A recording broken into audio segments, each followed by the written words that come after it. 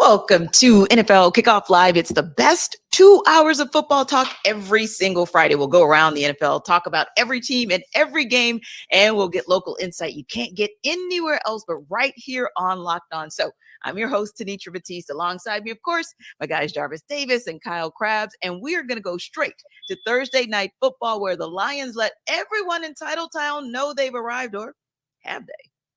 Folks, the Detroit Lions are 3-1 and all alone in first place for the first time since week 2 of 2017 in the NFC North. Just amazing. They go into Green Bay on Thursday night and they pound the Packers 34-20. Really, for the Lions, it was simple. The first half, after a Jared Goff interception and trailing 3-0, the Lions put out 27 straight points against Green Bay, pounded them with their offensive line. Jahmyr Gibbs, David Montgomery on the ground. Montgomery over 100 yards rushing, over 30 carries on the night. Goff was very, very solid, and the defense really, really good as well. Another 5-sack performance from this defense. They take care of business and knock off the Packers for the 4th consecutive time and for the 2nd straight time at Lambeau Field under the lights. Don't forget to subscribe to our Locked On Lions show, our Locked On Lions YouTube channel. Watch for free on YouTube. Lions are 3-1. The Lions-Packers matchup has turned into the Lions-Packers matchup of old, just with the roles reversed. 4 straight wins now for the Detroit Lions against the Green Bay Packers, a 34-20 drubbing, the latest in the line from Thursday Night Football.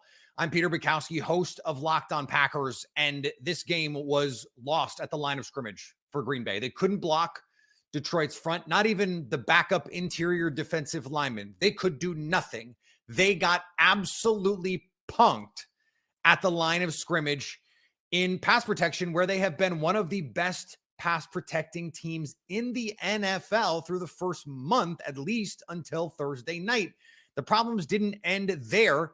On the other end of the line of scrimmage, the Packers defensive front, they get absolutely bullied. 43 carries, 211 rushing yards for the Detroit Lions. To add insult to injury, Jared Goff gets off with a big scramble. Khalif Raymond hits a 40-yard run.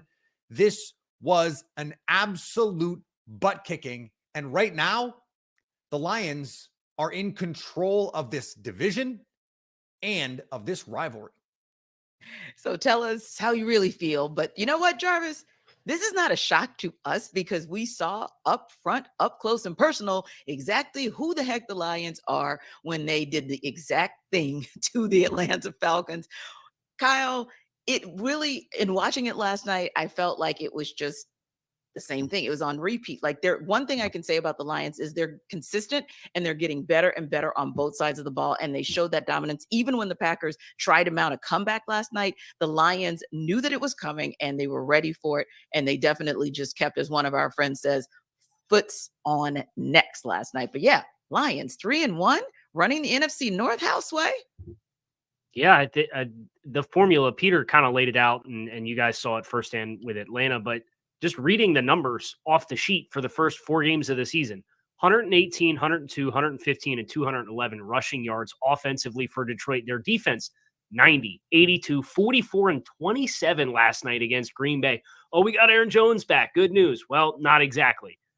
Anytime you can force a team to be that kind of one-dimensional, the way that Detroit is right now with Dan Campbell and the way he's got them playing in the trenches, and then conversely, you can control the pace of play with what you're doing offensively and your ability to run the ball, it's going to set you up really well. And you hear the cliches of NFC North, cold weather football, but like that stuff's real.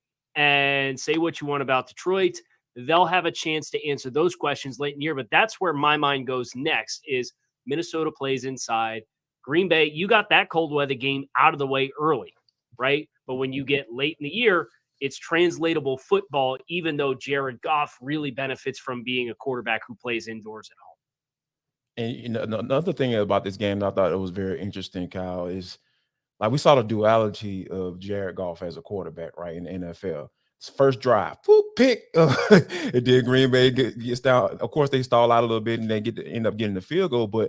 And then the next thing you come down 75 yards to go for a touchdown. So it's just so amazing to be able to see those different sides of Jared Goff within that game. And then we just saw the really good side, for the rest of the game. So I think that the Detroit Lions are here. I think I'm ready to say that right now, because when you think about having an established identity, they want to run the football. They want to be physical. They want to out physical guys. And when I'm seeing John Comiskey, we're very familiar with him playing for the Atlanta Falcons. Was that the same John Comiskey, JD? No, that's a different John Comiskey. That's a different John Comiskey. He's a little bit thicker. He's able to actually put some weight on. You can see him working that bull rush last night, and he's always been a guy that continues to just keep coming. He's going to keep rushing. He's going to keep trying to get off blocks, and you saw him start to implement those things. And when you have a coach like Dan Campbell, and your defensive coordinator is a guy like Aaron Glenn, who wants to be aggressive, who wants to be physical.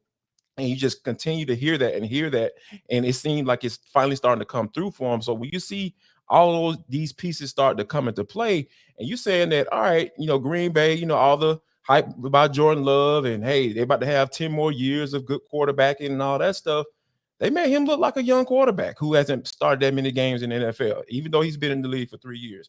So I think that when you, like you said, you're forcing the teams to do what they don't want to do. You don't want Jordan Love to sit back there and just sling the ball all over the yard, even though he might be capable of that. But you get to the point where you're putting the ball in harm's way. And I think that Detroit Lions have consistently done that throughout this year. And, barring a mishap against Seattle. But I think that those are some of the things that you got to look for when you're talking about, hey, this is the team that's on the rise, and this is the team that everybody should be aware of going forward. Yeah, and I think, like you guys are saying as well, they're playing, and there's two ways I want to talk about this, or just mention it real quick. And one way, when I say that they're playing as a unit, is last night Jordan Love's driving the Packers down the field, right? And you're thinking, okay, they're about to do what they did to the Saints last weekend potentially, and then Jerry Jacobs comes out of nowhere to give that support to the rest of the secondary. He's watching this play, and he sprints over from one side of the football field to another.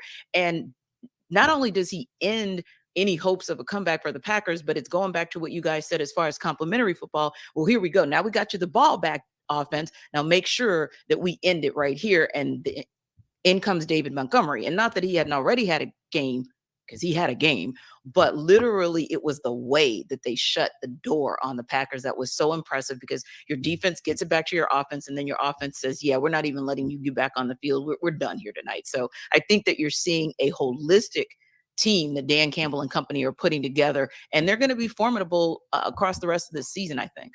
Yeah, and Tanitra, just to back that up, one thing that's really eye-opening about Detroit and complimentary, you talked about one unit to another, but yes, offensively, you came into this year and they invested the pick in Jahmyr Gibbs, and everybody's chomping at the bit to see more Jahmyr Gibbs, and I get it.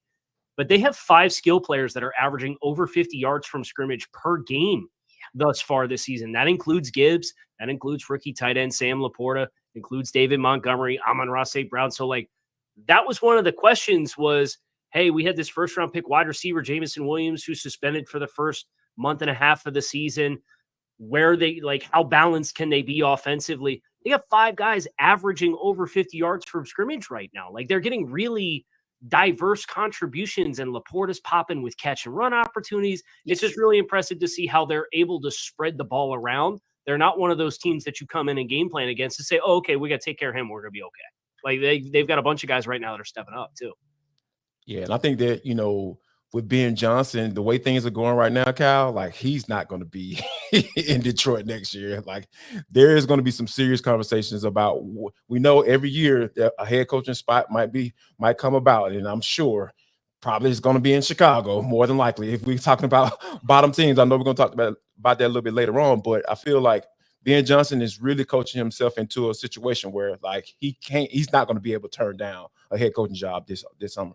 Now, you make a good point about Ben Johnson, but Casey, let's talk a little bit about what's going on and where does Matt LaFleur go from here, because there were some questions that came up. And one of the things that you guys mentioned is Jordan Love. And yeah, he is 3 years into the league, but he's not exactly 3 years experientially. And it looked like in every phase of the game, the Lions were ready. They were prepared for anything and everything that the Packers had to throw at them. And so my question is, in terms of what Matt LaFleur has to work with on all sides of the ball, kind of where does he go from here as far as getting his team ready? Because yes, they did come back on the Saints, but let's just be real. They came back on a Saints team that was without Derek Carr for the second half. And Jameis Winston was okay substituting for him, but ultimately speaking, that wasn't exactly 100% Saints team. So yeah, I just wanted to know out of curiosity, we're talking a lot about how good this was a showing for the Lions and how consistently it was a showing for the Lions. But what are your concerns and what you saw with the Packers? Well, I think long term, you're a little worried about what happens now along the offensive line with Bakhtiari going on IR, with him getting his knee scoped. And that's been feels like a 3-year saga at this point. Yeah. And I know they've been without Ogden Jenkins, at least for stretches of the opening stretch of the season as well. They've been dealing with some really adverse conditions for player availability. Christian Watson's supposed to be their big play receiver. He was out there, but he really didn't look great, if we're being honest. I mean, Aaron Jones has struggled with availability right now. A.J. Dillon looks pretty lethargic as a runner. So, like, you need a spark. And you've got all the concern was when you came into the year, you got a first-year incumbent starting quarterback in Jordan Love, who had, like, one previous start, with a bunch of first- and second-year pass catchers in the passing game. You thought that they were going to really lean on this running game. They're not getting it going. They haven't had a game with 100 yards rushing yet as a team. So if I'm Matt LaFleur, how I'm looking to buckle down is I'm looking at what I have. I just lost Bakhtiari as one of the best pass protecting tackles in the game. Let's get physical. Let's use these young tight ends. Let's try to run the ball a little bit. Those are your best and most proven skill players. Let them get the ball and try to find a rhythm. And the good news, I'm just going to throw it out here. They play the Raiders and the Broncos the next 2 games on the schedule. If that's not a get-right opportunity for you, I don't know what is. That's exactly what I was going to say too. Like, well, you got 2 opportunities to reset in the next couple of weeks. So you should really, really make good on them. What about you, JD? What are some of the things that you saw that maybe Matt LaFleur has to go back to the drawing board and kind of figure out over the next couple of weeks? I mean, I think they're just figure out what you want to do on this defensive side of football. Like we talked about all the weapons and everything that you have on the young guys that you have on the offensive side of football. You got a lot of good guys like Carl Brooks. You got guys like Devontae Wyatt. You know, all of those guys that are guys that can get home, they can get to the quarterback. So I think you need to be able to figure out how you can put those guys in situations so they can flourish, right? Not be down, not be down in games so much, because I think that when you get to the point where you're trying to figure out your way on offense, that puts the defense in a really, really bad situation. So I think slowing the game down, like Kyle mentioned, and running the football and getting to a point where he say, hey, let's bare bones this thing. I understand what I have in Jordan Love, but let's just kind of let's slow this thing down a little bit. He can't throw the ball 35, 40 times a game and get you a win. I understand that when you were in situations in the past couple of weeks, you've had to throw the football because you've been down. But I think that they're in a situation where for the longevity of the team to not get themselves in a situation where they're losing games or get on a losing streak. I know you got some quote unquote cupcakes game coming up, but you can lose those games if you start to lose yourself and start to try to be something that you're not. And that is, you don't have a veteran quarterback. You don't have an Aaron Rodgers back there that you can count on to sling the ball all around the yard and get you some wins. You have a young quarterback. You got 2 capable running backs. Like I said, I know A.J. Dillon hasn't been who we thought he was or who he's been. He hasn't been that consistent at running the football since he's been in the NFL, but you've seen flashes. It's something there. And then, of course, Aaron Jones is your guy. You got to get those guys the football and figure out a way to kind of slow the thing down so you can stay in games, so you can get your defense to a point where, hey, if the defense got to be out there and make plays and sack the quarterback and get some turnovers, and so we can work with some short fields, that's what we have to do. Yeah. Well, the Lions are going to have an opportunity to show more dominance over the NFC South because, of course, they'll be taking on the Panthers and then they'll be at Bucks as well. So it'll be interesting to see how they continue to show the dominance that we've seen in them the first couple of weeks as well. Now, we're going to take Kyle back to his happy place in a second when we talk Dolphins Bills. But first, Jarvis will tell you the best way to avoid being hangry after hanging out with us for the next 2 hours. You will never be angry listening to Kyle Krabs, Tanisha Batiste, and myself, Jarvis Davis. I said my name in third person. Yes, I'm speaking in third person right now. But let me tell you about a DoorDash. DoorDash is the place you need to go because, hey, guess what? If you're missing some syrup for your pancakes, you need some ham and for your burger. You know what I mean? Like, yeah, all that stuff. If you need all that, all you got to do is hit up DoorDash because they got everything you absolutely need. So they can get grocery delivery that actually delivers. With thousands of grocery stores to choose from, you'll find the best in your neighborhood and boost your local community with each and every order. So, I know you're sitting there right like, okay, Jarvis, like, what do I need to do? What's the deal? What's the hook? I got the hook right here for you. So get 50% off your first DoorDash order up to a $20 value when you use code Locked On NFL at checkout. Yes, that's 50% off up to $20. No minimum subtotal.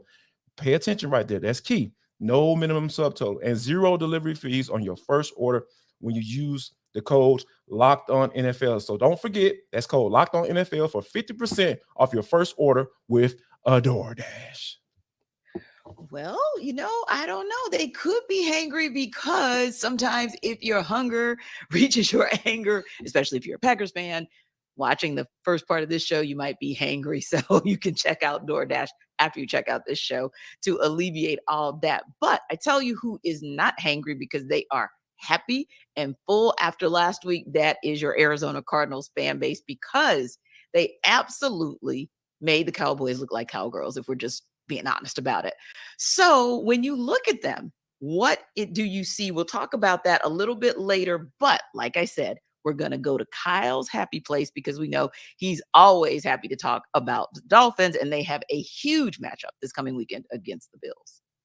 Yeah, you have the Dolphins in a position to kind of legitimize themselves. Obviously, they played a couple teams in the Los Angeles Chargers, who were a playoff team last year, New England Patriots with Bill Belichick on Sunday Night Football, and then they do what they did last Sunday to the Denver Broncos to really kind of catapult their offensive production for the first 3 weeks of a season into like historical stratosphere. But they're playing the Bills, and the Bills are top 3 in just about every major statistical category defensively. So I think that's really where the focus is. Miami is glitz, glamour, touchdowns. There's all this focus on Miami's offense versus Buffalo's defense.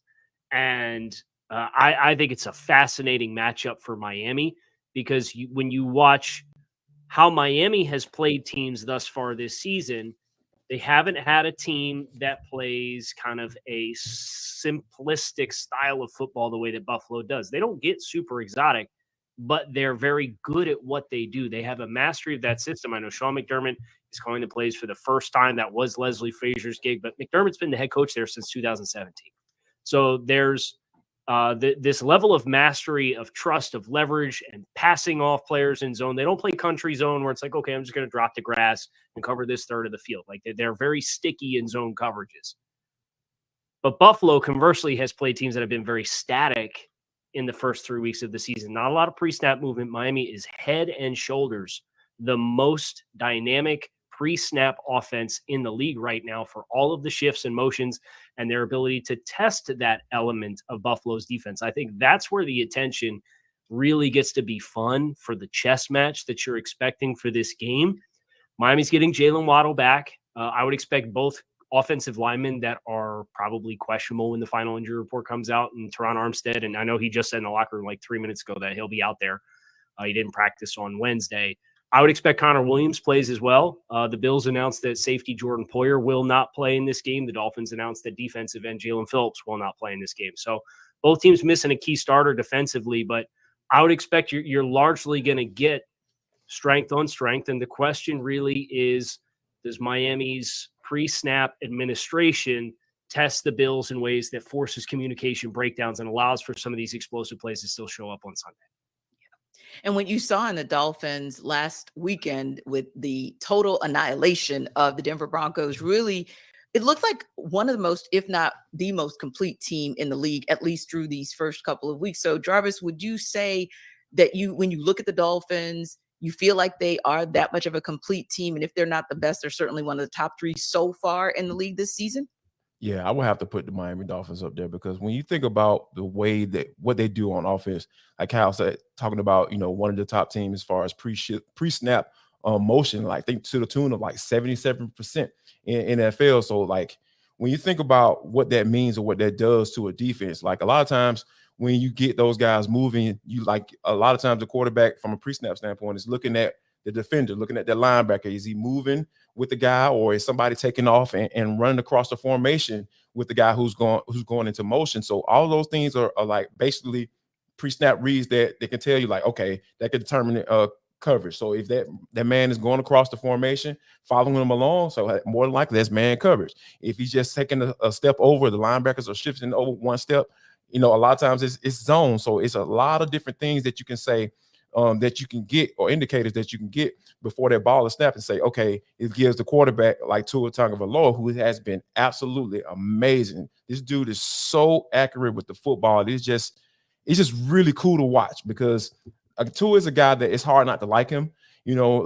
Obviously, Miami Dolphins fans were very upset. Kyle, I'm sure like when they saw how Justin Herbert was playing, in his rookie season, and they were like, oh man, did we get the wrong guy? But I think that once it looks like, knock on wood, that Tua is kind of gotten past this whole injury situation with the changing up of his workouts in the offseason and all that stuff, it just seems like this dude is like really primed and ready to be one of those quarterbacks, or one of those guys he was drafted to be, right? Because that was the expectation. Like if you get drafted that high, a lot of times teams are coming in and looking at you saying, hey, can you be the face of the franchise? And then if you're talking about that elite level, can you be one of the faces of the league? Because we know quarterbacks they get pushed into that situation once they start coming in balling like he is right now. And I think that Miami is a team that they have so many mismatches. We're talking about Raheem Mostert, and A-Chain having his breakout game. And then you got Jalen Waddle, who was out last week. Now he's coming back.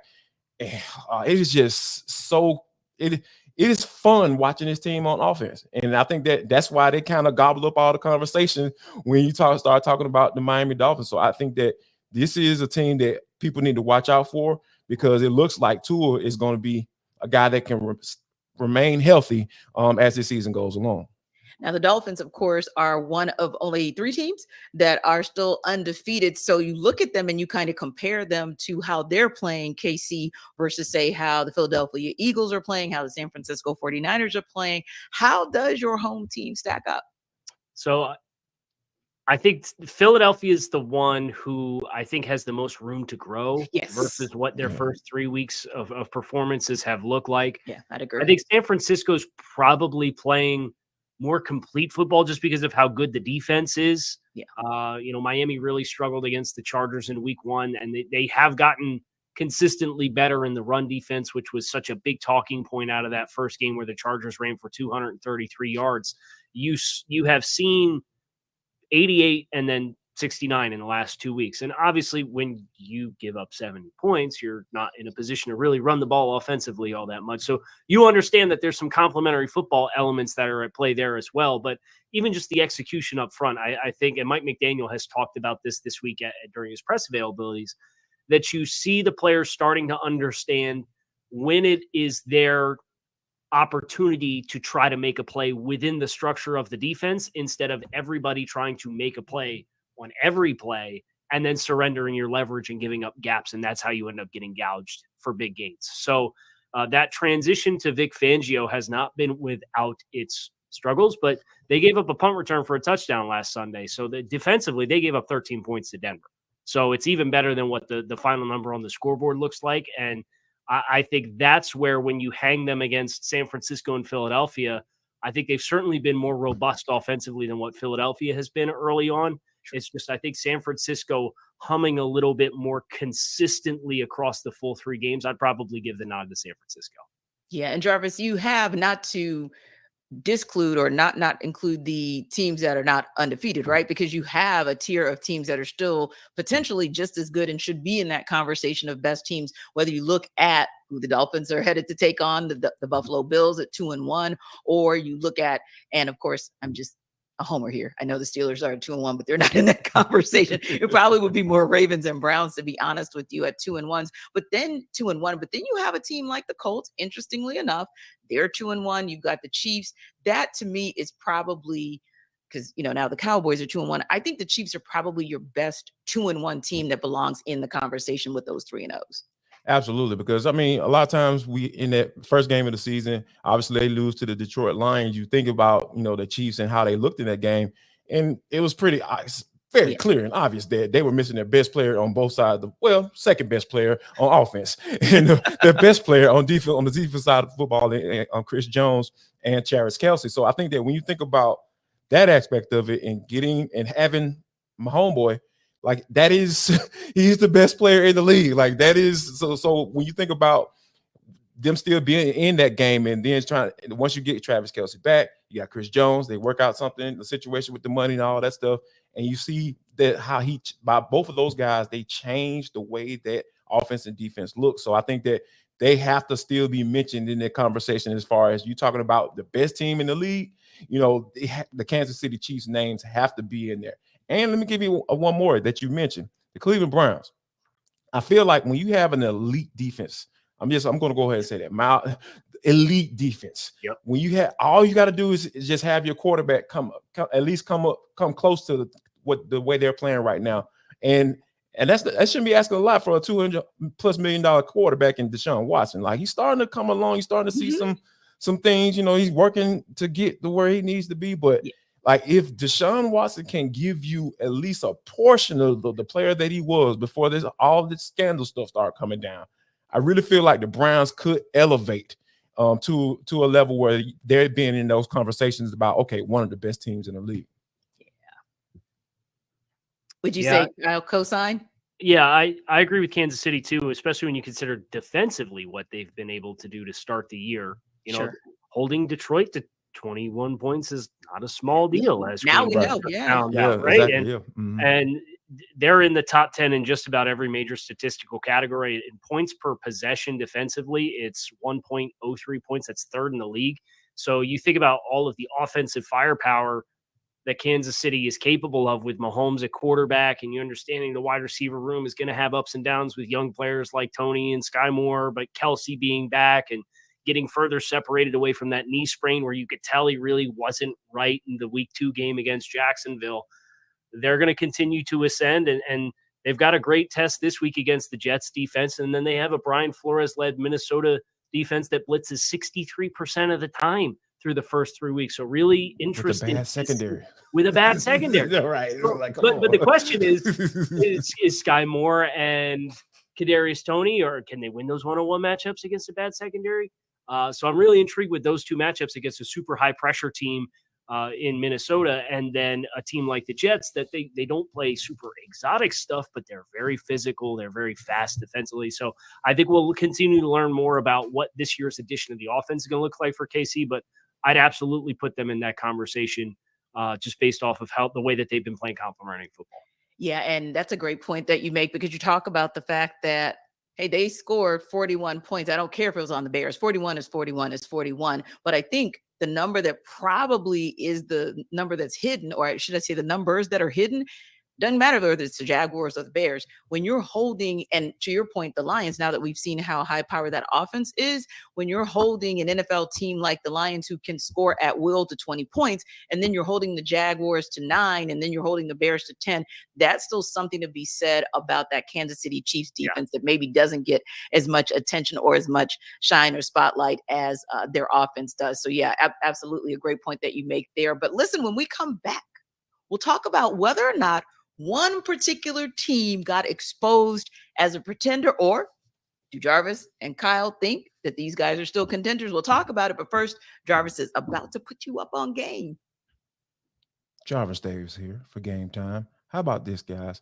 I need you to go to the best place for last-minute tickets deals. If you did not hear what I just said, I need you to go to the best place for last-minute ticket deals.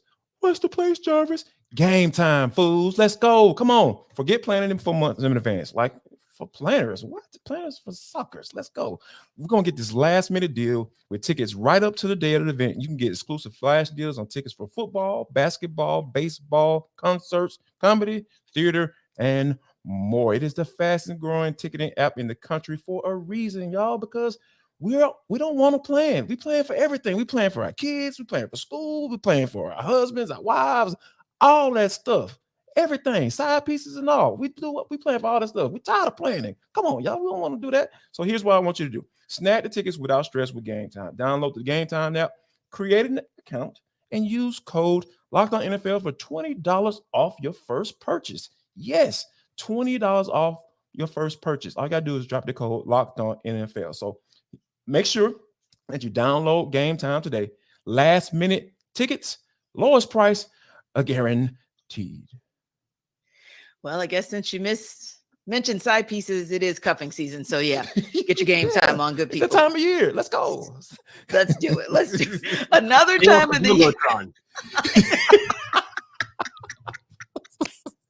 I love it. I love it. And you know what else a lot of people love is the fact that the Arizona Cardinals, I don't even know if one-upped is a good enough word to what they did to the Dallas Cowboys last weekend. I think they kind of turned them into cowgirls, to be honest with you, with how they looked on that field. But it actually brings up, in all seriousness and all fairness, a conversation that is legit, which is, was that Arizona game kind of a blip on the radar, as every team kind of has one of those games, at least one of those games every season? Or does this show you maybe that there are some chinks in the armor, and maybe more so than we previously thought about the Cowboys? For me, they're in the process of this offensive philosophical change, and you get with how much they're featuring Tony Pollard, which, hey, good for you. It's one of the franchise tag running back situations that's working out, where Pollard's maximizing his value thus far, and the Cowboys are getting a lot of run out of him. You know, he's 312 yards from scrimmage. It's leading the team. They are pounding the rock a ton. He's getting over 20 carries per game. But I do look at what they are looking like offensively, and I just feel like they're a little one-dimensional. Like, they need somebody else to step up. Yeah. And that's the concern. And obviously you lose Trayvon Diggs at the end of last week, and it's a big-time gut punch. And I think it showed with how they came out and they played throughout stretches of that game. But I also wonder, was this a trap game for Dallas for their preparation? It felt like they tried to flip the switch once you got into halftime and realized, oh, this team's got a little punch to it. And then they couldn't get back into it. But Dallas, they've only got one other player besides Pollard who has more than 113 yards from scrimmage through 3 games. Brandon Cooks was brought in here, and I understand Brandon Cooks missed a game, but they need that extra element to be, I think, more complementary offensively for them to live up to their potential. They played this game without a couple starting offensive linemen. I get that too. But Arizona, from a talent perspective, even without those guys that you played that game with in week 3, shouldn't have been on your level. And I think it's an unfortunate lesson to learn, but if you're going to learn it early in the year, apply it moving forward, and hopefully they get themselves right in a little bit, I think, more dynamic offensively, just because I think they need to benefit from that versus just being this turnaround, give the ball to Tony Pollard 21 times a game and hope CeeDee Lamb makes all the plays for you when you need him to in big moments. And Kyle, that's a great point, because it was something that you talked about earlier. And Jarvis, chime in here when we talked about those 3-0 teams. And we talked about the fact that of those teams, the Eagles are probably the one that's trending up and has the most potential to grow. So to your point, Kyle, if the Cowboys are going to stay in the conversation of trying to get out of the NFC East as a division winner, or at least a high wild card, they're definitely going to have to evolve that offense, but really get it together on defense as well, other than, of course, Michael Parsons. But ultimately speaking, yeah, Jarvis, if they're going to compete in a very competitive NFC and, again, try to get out of their own division, they're going to have to step up their game. And they have to get healthy as well, because when you have 3 offensive linemen being out of your starting lineup, that is a pretty big deal. One, okay, yeah, you're supposed to be able to supplement that. But when you got 3, like, that is a pretty big deal. You're talking about 60% of your starting offensive line. So yeah, they still got 415 yards offense in week 3. I mean, I understand that. I get it, but it means a lot though. Like, you had Chuma Edoga, a guy who kind of bounced around on the Falcons practice squad for a little while, starting out there at tackle. So those are, you can't ignore that. But I'm not giving the Cowboys a pass. Don't get it twisted. I feel like there is something to the fact that when you talk about, only having one pass catcher, that can make plays for you, or you put the ball in the hands of a pass catcher and they can start working for you. Featuring Tony Pollard like that, is he Ezekiel Elliott? Like, because that's what this offense kind of looks like, because you're getting turned around, handing the ball off to him. You're trying to run that power running game and get that going and all that stuff. But it just seems like this is the Cowboys that we're used to kind of seeing. It seems like Dak Prescott, I think he's a good quarterback. Anybody who want to argue against that, okay, we can have a conversation, but I don't think it's worth having because I feel like the guy is a good quarterback. Yeah. It just seems like it's always something missing with this team. And I'm not sure that this is a situation where we can say the season's going to go off the rails for them. I'm not saying that, but it just gives you a peek into what we can come to expect in these games, that we can say, point at the schedule and say, oh, this might be a trap game for them. This might be a trap game for them. And this was definitely one of those games where say, okay, yes, they can definitely slip up in this game because one, like they were running right at Michael Parsons. Like they were, like it's one thing to have to be, you're behind and you have to throw the football and Levin can just get off and you got DeMarcus Lawrence coming at you behind and everything like that. But to say that, hey, they're actually up, and they got some guys who can kind of get in front of you. They got that power running back and James Conner coming downhill at you and being physical, and they're giving a two-way goals from an offensive play calling standpoint. That defense looks different. And then you got your number one cornerback out. It's just a lot of different factors that kind of made me look at this game and say, you know what? Even though I expected the Cowboys, and we talked about it last week, expected the Cowboys to get this win, but I'm not surprised at all that they actually slipped up.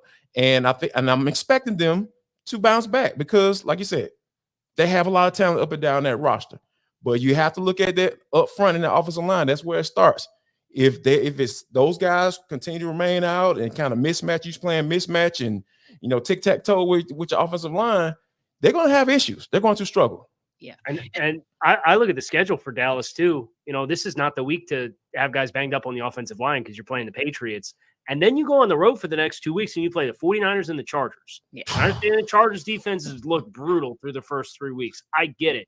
But that's 2 road games against high-powered offenses that can score a lot of points. And what San Francisco's done to you in the postseason the last 2 years is very well documented as far as the success that they've had against the Cowboys. Yes. And then they have the bye week, and then they're home against the Rams, and then they got to go to Philly and play the Eagles.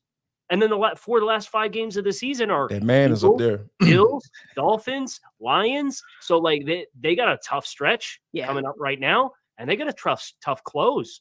So I look at big picture wise for Dallas and their aspirations, a little bit less margin for error in the divisional games now, because if they're going to be what they want to be at the end of the year, you got to take care of business in the East now, because losing games like this you can't have. And I think they're a team that's got to come out and make a statement in Week 4 against New England. Yeah, and I think as well, going back to something you said about the way the offense is just something that's a little bit off. You're going to get what you're going to get out of, like you said, Tony Pollard. He's no Ezekiel Elliott, but you're going to get something out of him. CeeDee Lamb is who he is. But one of the questions I had was, okay, Dallas is one of those teams like so many others. I'll, of course, use Kansas City with Travis Kelce as an example. But Dallas is a team that's also known for getting a lot out of their tight ends. And I don't think they're getting anything out of their tight end room. But also, I'm wondering, where's Michael Gallup? So they're going to have to they need him to step up as well, because having 8 receptions, 11 targets, granted, but just 8 receptions, that's kind of not going to do it if they're looking week by week to get a tougher schedule and teams that, like you all said, can actually score at will. But we got a couple teams here that are, I'm going to call them interesting, although I think just one of those teams is interesting because I think one is they are who we thought they were, right? But the Carolina Panthers, that's the one I'm saying. That team is who we thought they were. Minnesota Vikings, maybe a little bit more shocking that they're 0-3, but they're both 0-3 heading into Week 4, and they're both looking, of course, to get in the win column for the first time this season. Panthers are currently a 4.5-point underdog in this one. And so Julian Council is going to take us, he of Locked On Panthers, and sell us on why the Panthers will cover that spread. So you guys have asked me to tell you why the Carolina Panthers are going to cover the spread on Sunday against the Minnesota Vikings. Looking over at our friends over at FanDuel, the Panthers are currently 4-point home dogs against the Vikings, who are 0-3 on the season. The Carolina Panthers are also 0-3, having lost to the Falcons in week 1, the Saints at home in week 2, then last Sunday without Bryce Young in Seattle in week 3. So they're not just 0-3, by the way. They're also 0-3 against the spread. Yeah, not great. I'm told that good teams win, great teams cover. So bad teams lose. Is it putrid teams don't cover and they lose? I'm not quite sure what that would be. The Carolina Panthers, though, have not gotten off, obviously, as I just mentioned, to a hot start. But I do think they can win this game on Sunday. Not very many reasons to believe that would be the case, other than the fact that it's the NFL and that it's a week-to-week league and that these are a bunch of one-score games that the Minnesota Vikings this year have been losing. We all knew last year the Vikings winning 13 games was a complete fluke. They were not that good. They needed that massive comeback against the Jeff Saturday-led Colts, and now the market correction has come. Bryce Young, he's back on Sunday. Adam Thielen, DJ Chark, the wide receivers, finally got separation against a bad Seahawks defense. Well, the Vikings defense is also bad. It was bad last year. It's bad this year. Brian Flores is going to try and send a lot of blitzes, and I think they're going to get burned with quick passes like they did last week with Justin Herbert, and the Chargers went into the TD Bank Stadium and beat them. So I think the Carolina Panthers will cover and win on Sunday because the Vikings don't win one-score games this year. I mean, the Panthers have a ton of injuries. There's a lot more reasons to say why they won't cover, but I'm not here to do that. I'm here to spread positivity and joy and tell you why you should put your money on the Carolina Panthers. So you guys asked me to tell me why. Well, there you go. Carolina Panthers, because, the Vikings are the Vikings. All right. Julian almost sold me on the Panthers, but I'm going to let you guys have that. So, like, here's the thing. Like, this is going to be the battle for the bottom of the barrel, right? Like, let's be honest. And I think it's the perfect scenario for the Vikings because, Kirk Cousins is pretty much on his way out, I'm assuming. And then, they're going to see if they can probably take advantage of get into that sweepstakes for a guy like Caleb Williams if he wants to go there. He might go back to college and turn down all that guaranteed money. But anyway, yeah, I think though. But for this game, there's no way I really feel like, the Carolina Panthers are going to cover this spread because at the end of the day, the Vikings can put up points. They can't play defense, but they could definitely put some points on the board. You got a guy like Justin Jefferson out there that they can go to work. Kirk can sling the ball all over the yard when it comes to the regular season and no pressure games. This is the type of game where I feel like Kirk Cousins is probably going to throw for about 200-300 yards and a couple of touchdowns, and Justin might catch all of them. So I think that Carolina doesn't have a chance, and in covering that 4.5-point spread. Yeah, I think you make a great point. No. I think you make a great point because we all love Julian and we try to be nice about that. But yeah, you're right. The Vikings have the truth was trying to come out, T. And he couldn't hold it back. Like he threw it in there the last 5 seconds. Well, if you want to throw some money, you maybe possibly can. No. Nope. Like you about to get somebody to lose their doggone mortgage, man. Hey, Kyle, we have a saying in Atlanta, and maybe it's a Southern saying as well, but bless his heart, because I'm not really sure what he was looking at. And one of the other things, just to be honest with you, I don't think that, at least from what we saw in watching the Panthers take on the Falcons, I don't think we saw anything in their secondary that should make the Vikings afraid that they won't be able to score at will, just like Jarvis said. So I don't know. Maybe you saw something, Kyle, or you see something or hear something that we don't. Maybe Carolina's just really banged up. And J.C. Horn, they got Shaq Thompson with the ankle injury out, but both starting guards are out. Bryce Young didn't play last week. He's practicing this week, so sounds like he will be back for this game, like Julian mentioned. But even safety Xavier Woods is out, and so now you got a starting safety and your best corner out against Justin Jefferson. And say what you will about Minnesota, but like JD said, they can sling the ball around the yard. And then you look at it when Carolina has the ball and Bryce Young is a rookie quarterback. Brian Flores was my head coach for 3 years. I can tell you exactly what's going to happen. He's going to blitz the bejesus out of that kid. Yeah. And he's going to keep doing it until you get him out of it. And I just don't think they have the pieces to consistently get out of it. I think they're going to have that protection, swimming, trying to guess who's coming. Flores is going to put them guys up on the line of scrimmage, all 7 guys up on the line of scrimmage, and say, hey, guess which 5 are coming. Sometimes all 7 are going to come. Sometimes 3 of them are going to come. But we're going to make you make declarations and sort it out, and then you're going to have to throw hot with consistency. And I just don't trust the experience to do it at a particularly high level. Then you saw Philadelphia come out and say, okay, well, then that's fine. You want to put all these DBs and linebackers up on the line of scrimmage. We'll just pound the rock. And they paid Miles Sanders $6 million a season. He's averaging 3.5 yards per carry right now. Like, I don't think they have the horses up front to grade in the run game. I don't trust their ability to sort out protection with an inexperienced quarterback and a bunch of guys running routes that look like me and JD running routes out there. There's no separation. Like, I just don't trust any of it. So I'm passing hard on Carolina to cover personally. And speaking of Miles Sanders' old team, the Philadelphia Eagles, well, they'll be hosting the Washington Commanders. They'll be opening up division play this coming weekend. Eagles are an 8.5-point favorite over the Commanders. And we have Gino Camilleri to sell you why the Eagles will cover the spread in that one. The Philadelphia Eagles officially open up divisional play this weekend as they take on the Washington Commanders. And I'm here to tell you why the Eagles are going to cover that FanDuel 8.5-point spread this weekend. I'm Gino Camilleri, the Locked On Eagles podcast, to tell you that the Philadelphia Eagles are in for another defensive dominant performance. And why do I say that? They're going against Sam Howell, who last week threw an alarming rate of interceptions against the Buffalo defense that is very good.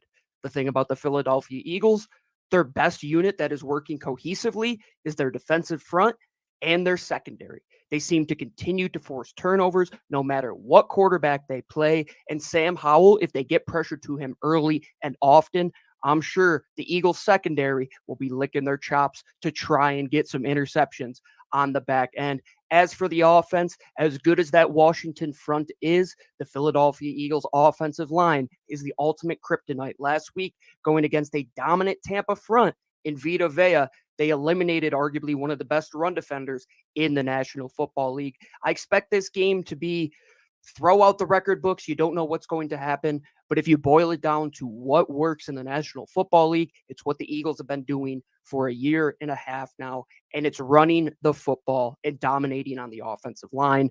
The Eagles should open up the pass game. It looked like they started to get things going in the second half last week against Tampa Bay. And 8.5 points, it might be close through 3 quarters, I would say. But when the Eagles get that ball late and they have to choke down that clock, I expect them to go out there and win probably by 10 points. I'll take a guess, 31-21, the Eagles walk out. They cover the spread over at FanDuel. I'm Gino Camilleri from Locked On Eagles. Make sure you tune in each and every day, 5 days a week. Fly, Eagles, fly. And Kyle, allow me to allow Jarvis to talk about one of his favorite players that gives him the warm and fuzzies because he chooses violence almost every week. And I don't think that we mentioned Jalen Carter and the impact and the effect that he could potentially have on this game. So, Jarvis, I'll let you be in your happy place now. Yes. So let me talk about the most valuable player, according to Spotrac, in the National Football League, Mr. Jalen Carter. Yes. I wish he would have kept that 88 number. Oh, man, why didn't you keep that? But yeah, I think that, the Eagles are definitely, I'm with Gino, they're going to definitely cover this spread at 8.5 points because Sam Howell looked like who I thought Sam Howell was going to look like when he came into the NFL last week, because the Buffalo Bills were absolutely terrorizing this young man. And I think that the Eagles can do the exact same when you're talking about the defensive pressure that can come from that interior, because that's the thing that scares quarterbacks the most, that interior rush. Like, yeah, the edge guys, like, they can run that edge, run that loop all they want. All the time, a lot of times, all a quarterback got to do is step up in the pocket. But, oh, my Lord, when it comes up that middle, T, you know how I feel about this. But when you get that pressure up the middle, it does something to a quarterback's psyche. It speeds up their clock tremendously. And you saw the Bills take advantage of that last week. This dude was just throwing the ball up for grabs, and they were going to go get it. And I think that, the Eagles, for that reason, they're going to be able to take advantage of this. I think they easily cover. I can say they can even have a 15-point lead by the time this game is over with, because the Commanders, they came back down to earth a little bit. Like, I was on board with them for the most part, because one of the reasons why I thought that was interesting about that game is the fact that they were able to stay in that game because of Josh Allen putting the ball in harm's way. That's the one thing that he can quite dodge a little bit. So I think that with given the way Sam Howell played, and given how, hey, the Eagles being able to put pressure on their guys without sending pressure, and then you can add to that, if you can send that second level pressure, or even a third level pressure, those are some of the things that I feel like they're going to really throw the Washington Commanders off. And I feel like at the end of the day, yes, the Eagles will cover. I'm buying big time Eagles to cover. I mean, 16% of Sam Howell's dropbacks this season have ended in sacks. 16%. Like, that's 3x like a good number at that specific statistic. And look, that the Buffalo Bills are 16-0 5 minutes into the fourth quarter, right? It really snowballed late as they tried to press. I was disappointed Washington didn't run the ball more. I thought they had some good physical runs. Buffalo's got some small edges. I don't know that you're going to have the same success against Philadelphia, but you do look at the second level of that defense, and you'd like to think if you can get big and physical with a big back like Brian Robinson, you can have some success running the football. But if you're just going to continue to drop back and let Sam Howell read these 5 and 7 step drop concepts, Jahan Dotson hasn't been getting the ball. I think he's got like 80 yards receiving through 3 games. It's just not firing as far as being able to read the field. The offensive line's a big concern. I was surprised how poorly Andrew Wiley played in week 3. Just compressing down inside, letting free runners off the edge, searching for somebody to block inside, but the center's stepping the same way that he's stepping down. It was a mess. It was an absolute nightmare performance for Washington, and I think there's too much there to right that ship in 1 week. Your hope is to run the ball and keep it close. And I know Washington played them tough last year. So, like, I know there's familiarity there from a personnel standpoint, a divisional game, and you never know what's going to happen when divisional games end up happening. But I definitely buy Philly to comfortably win this game, just because I think JD made some great points about the pressure on the inside against a shorter quarterback in Sam Howell, who right now is being asked to read stuff down the field and hold the ball. And it's a bad mix. Yeah, and when I look at the New England Patriots, their team that's probably heading into Dallas on the worst possible weekend at the worst possible time, when Dallas is looking to right the wrong from last week. So, of course, they'll face the Cowboys in Big D. Pats are a 6.5-point underdog there. And here's Mike Dabate to sell you on why the Patriots will cover the touchdown spread. Much like Bill O'Brien does with the New England Patriots, Dallas Cowboys head coach Mike McCarthy and offensive coordinator Brian Schottenheimer like to run the football to set up their offense, and they have some effective runners to be able to do it. Tony Pollard is Dallas's lead back, and he can hurt you on the ground as well as catching the ball out of the backfield. Pollard averages 4.3 yards per carry. He's got 264 yards and a pair of touchdowns through the first 3 weeks of the season. But he's not the only game in town for Dallas. Rico Dowdle backs him up, and he's been effective in spot duty. And let's not forget the rookie Deuce Vaughn, who can be shifty and disruptive on situational downs as well. The key for Dallas in establishing the run is their big offensive line, and that line has been banged up in recent weeks. Tyron Smith, Tyler Biadasz, Zach Martin, and Terrence Steele are a formidable group ordinarily. But let's not forget that Biadasz, Martin, and Tyron Smith all missed the Arizona Cardinals loss due to injury. Their status is going to be a key storyline to monitor throughout the week, because if Dallas's line is still feeling its injury effects, that could mean a very big day for the Patriots' defensive front. Now, the Patriots are dealing with some injury concerns of their own on the defensive line. Devon Godchaux with an ankle injury and Daniel Ekuale with an elbow injury left the Jets game. They did not return. Their absence had little effect on a strong afternoon on run defense, as the Pats effectively shut down Breece Hall and Dalvin Cook.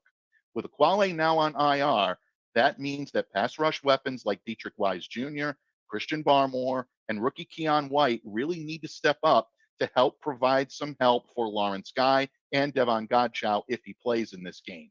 The key here is Keon White, whose athleticism is going to be a major component in stopping the run and trying to keep Dak Prescott and that Dallas passing game off balance. If the Cowboys offense can't get untracked, look for the Patriots to keep this closer than that 6.5-point spread on Sunday. All right. So it's going to be a very interesting game to see how the Patriots will react, or more importantly, how the Cowboys will react after what happened against Arizona last week. Now, if there's one thing the pandemic has taught us, it's how to shop differently. And Jarvis will tell you a great way to do it with eBay. Jarvis Davis here for eBay Motors. Guess what, guys? Our partners at eBay Motors have teamed up with Locked On Fantasy Football host Vinny Iyer. Ah, yes, our guy, Vinny Iyer, to bring you some of the best fantasy picks each week, all season long. Whether you're preparing for the daily draft or scouting the waiver wire, every week we're going to provide you players that are guaranteed fit on your roster. So let's take a look as to who's picked for this week for eBay's guaranteed fit fantasy picks of the week.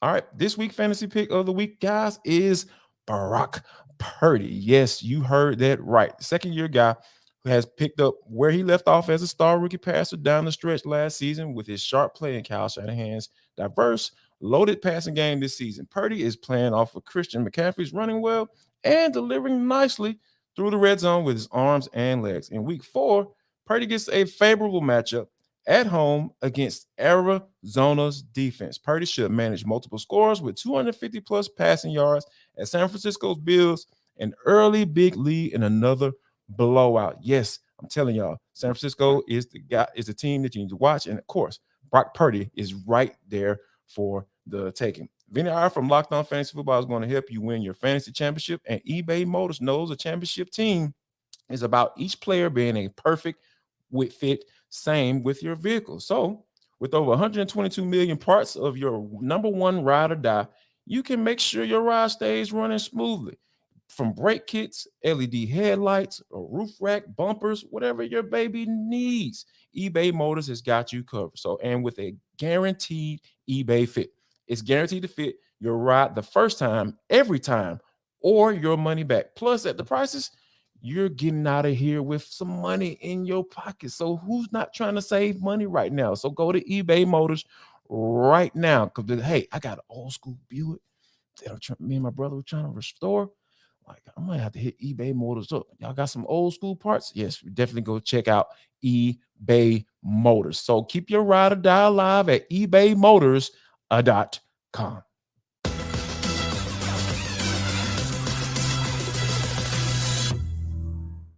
Hey, got a little breaking news for you guys out of the NFC South. We just learned from our guy Ross Jackson of Locked On Saints that Derek Carr returned to throwing during the open media portion of practice today, taking red zone snaps with the first team. Now, it's unclear if he'll end up playing now, but this certainly makes things a little interesting. You guys know, of course, that the Saints are going to be taking on the Buccaneers. So this is a critical NFC South matchup coming this weekend. How important would it be for the Saints if they are able to get Carr back if he's a go this Sunday?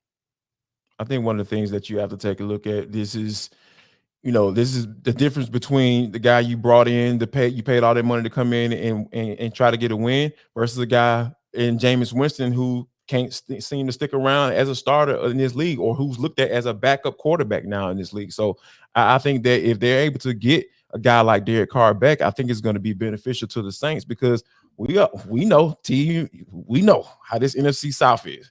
Like, this, more than likely, it's going to be a 9 or 10 game maybe winner in this division. So this is going to be, you got an early divisional matchup, and I think that if the Saints are able to get a guy like Derek Carr back, I think it's going to work out in their favor tremendously, because that offense for the Saints is without Derek Carr. Even though I don't feel like that the ceiling is that high, it definitely goes down once a guy like Jameis Winston steps into the game.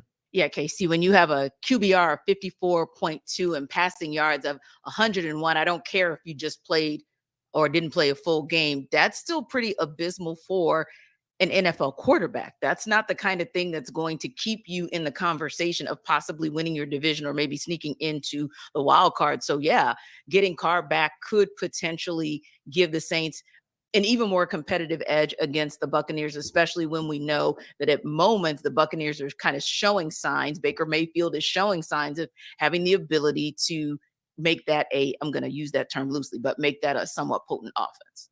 Yeah, and I know I sympathize with the situation New Orleans has been in, where there's been a lot of in continuity I in the don't. backfield with Alvin Kamara, with his suspension, and Tony Jones and Jamal Williams and Kendre Miller is a draft pick that they brought in. There hasn't been a lot of consistency. This is a team that offensively is averaging 3.4 yards per rush through the first 3 games. And that includes a game against the Green Bay Packers, who just gave up like 211 rushing yards to the Detroit Lions last night. So you got to find something to have a spark. And I agree with JD with what you invested in bringing Derek Carr in here with a big player like Chris Olave that can make plays down the field. You just need more body of work together to try to build and stack some momentum. And look, you look at what's coming up down the pipe. They're at New England next week too. So being able to get more reps, try to establish more consistency and chemistry and continuity throughout the offense with your starting quarterback, the guy that's you're going to ride with throughout the season. I think there's a big picture benefit. And I also think there's a benefit this week too, because obviously the risk reward of Jameis Winston has been well documented as far as ball security goes. And I think it'd be a huge boost to New Orleans for their chances to try to get back in the win column. Yeah, and let's not act like Raymond James is that friendly of a stadium to Jameis Winston. So there is that too. Well, we are now heading to our number 2 of NFL Kickoff Live. Of course, this is the best football talk you're going to get every single Friday. We'll talk you all array around the league. We're going to talk about every team, every game, and of course, just like we talked about moments ago, get you breaking news. And speaking of that breaking news that you're going to hear from me, Tanisha Batiste, along with Jarvis Davis and Kyle Krabs, we're going to talk about some news that hit today for the Los Angeles Rams, signing tight end Tyler Higbee to a contract extension. Guys, that contract extension is a 3-year deal worth $27.5 million, up to $30.5 million with incentives and $17 million guaranteed. And of course, the Rams also opened Cooper Kupp's 21-day practice window to return from IR. So it looks like things are looking pretty good for that team out in LA. I like this extension for Higbee too. I mean, he very quietly has over 2,000 receiving yards over the last 4 seasons combined, and they're a team that has taken their lumps with the whole, them picks movement that happened across a 4 or 5 year window, and the salary cap's not real. Well, it is. There's just ways to defer the consequences of your actions, and that's what this year's roster looks like. But you got a guy like Higbee who's been super productive. He's still got plenty of life left in the tires. He's only 30 years old for a 3-year window. It's not a super long-term contract. You got to start paying some players and lock them in and have pieces to work with as you take this young nucleus that's here of all these first and second year young players and day 3 draft picks and UDFAs and find out who can play and who can't and have kind of pillars to work with. And to have Higbee be a player who's under contract with an extension as a productive player, middle-class contract at the position. I really like it for the Rams. And after they get through this year, this is like the take your lumps here for the decisions of the last 5 years. You got a Lombardi trophy out of it. Great. But now once you move on and you flip the calendar to 2024, you're going to have some cash to spend. You're going to have investment opportunities, and you can really start to build this thing back up. And having a few guys that have been there, done that is a great way to do it. I think Higbee's a nice piece for them. Now, Jarvis, we don't know if the Rams are going to see Higbee on Sunday. He's officially listed as questionable with an Achilles injury for Sunday's game against the Colts. But certainly if the Rams are able to have him go, he's a guy that with 11 receptions on the season, 132 yards, he's averaging 12.1 yards per reception. That's a pretty powerful addition if he can go. And, just as Kyle mentioned, yeah, he may be 30, but he's still operating like he's in his prime. Yeah, I think that, this is good for the Rams. Like, you want to have some stability, for this team. Like Kyle mentioned, like when you think about how they've run, like it's those picks, when you had those, when that's been the moniker that they've been running out here for the past few years, it definitely says something about how they're trying to move forward, right? Because you only can do that for so long. Like, you can't say, forget the salary cap, forget draft picks and all that stuff. You can't do that for a certain amount of time. They did it to get a Super Bowl. It worked out. Now it's time to start building some stability. Now that's when you start locking down some players, guys that have been productive for you. A guy like Tyler Higbee and then Cooper Kupp, like T mentioned, like they're opening up the practice window for him. You can get a guy like that, back into the fold. Those are some of the things that, say, hey, we're starting to build something, and maybe this can be enough for Aaron Donald will stick around for a couple more years because we know how close he's been to retirement. So that dude is an automatic first round Hall of Famer. Like that, as soon as the day he retires, the clock is starting for him to put on his gold jacket. So if you can convince guys that you're trying to build something, you're trying to win another Super Bowl that's sustainable, that you're trying to be a contender for more than just 1 or 2 years, I feel like these are some of the things that you can do by signing your young guys with Higbee and getting some of your guys, like a guy like Cooper Kupp, get him back into the fold to combine with the Puka Nakuas of the world, the Tutu Atwells, all that stuff. Like you're starting to really build something, and you're going to make guys who may be on the verge of retirement, like Aaron Donald, stick around.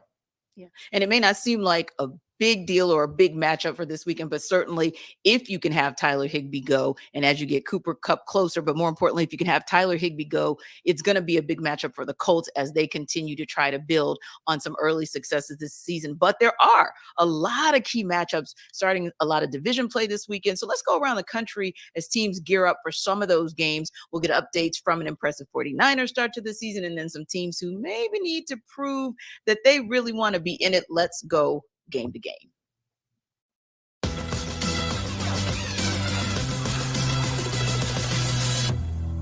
The San Francisco 49ers trying to win their 4th straight to start the 2023 season versus the upstart Arizona Cardinals. Hey, everybody, I'm Brian Peacock from Locked On 49ers. And 3-0 right now, the Niners heading into week 4, 3-0. Seems to be the lucky number this year for the Niners. They've scored exactly 30 points in their first 3 weeks. Can they do it again against the Arizona Cardinals that might be a little bit better than we all expected, beating the Dallas Cowboys in week 3 and really been competitive in all 3 games and could be pretty close to a 3-0 team themselves coming into this week 4 matchup, as Kyle Shanahan pointed out earlier on in the week. The 49ers clearly, though, a more talented team, a young quarterback that's proven to be up to the task, and just talent everywhere. The 5 eligible receivers and runners on the offensive side of the ball, and the marquee matchup here, the 49ers' strength on the defensive line versus the biggest strength of the Arizona Cardinals on their offensive line. Can the 49ers impose their will? Hi, I'm Tony Wiggins with Locked On Jaguars. The Jaguars are headed to Europe to play against the Atlanta Falcons. They're 1-2, and they're limping. The Jaguars are simply trying to figure out how to get back on track, how to get to the point where they thought they were when everyone considered them a Super Bowl contender. They're just not playing like it right now. The trenches aren't doing what they're supposed to be doing. They lead the league in drops by wide receivers. Trevor Lawrence has looked a little bit off, and he looks like he's running for his life just a little bit. I'm telling you, man, it's just not a good time right now for the Jacksonville Jaguars, and they're all looking around at each other, and they're perplexed and trying to figure it all out. Hopefully, a win against Atlanta with a quarterback that's still trying to find his way will get them back on the right track. Make sure you check me out every single day on Locked On Jaguars, where it's your team every day, and we always thank you for making us your first listen. It's only week 4 of the 2023 NFL regular season, but for the New York Giants, this is a big week. New York is 1-2, and save for the final 2 quarters of their come-from-behind win against the Arizona Cardinals in week 2, they have struggled to play the kind of football they need to in order to stay competitive in games, particularly in the first half, where they've been outscored 63-6. On Monday night, they'll welcome in the Seattle Seahawks, a team that's on a 2-game winning streak that has outscored its last 2 opponents 74-58. The Giants, for what it's worth, will have had 11 days to fix those glaring deficiencies on both sides of the ball, and there's a lot they have to fix.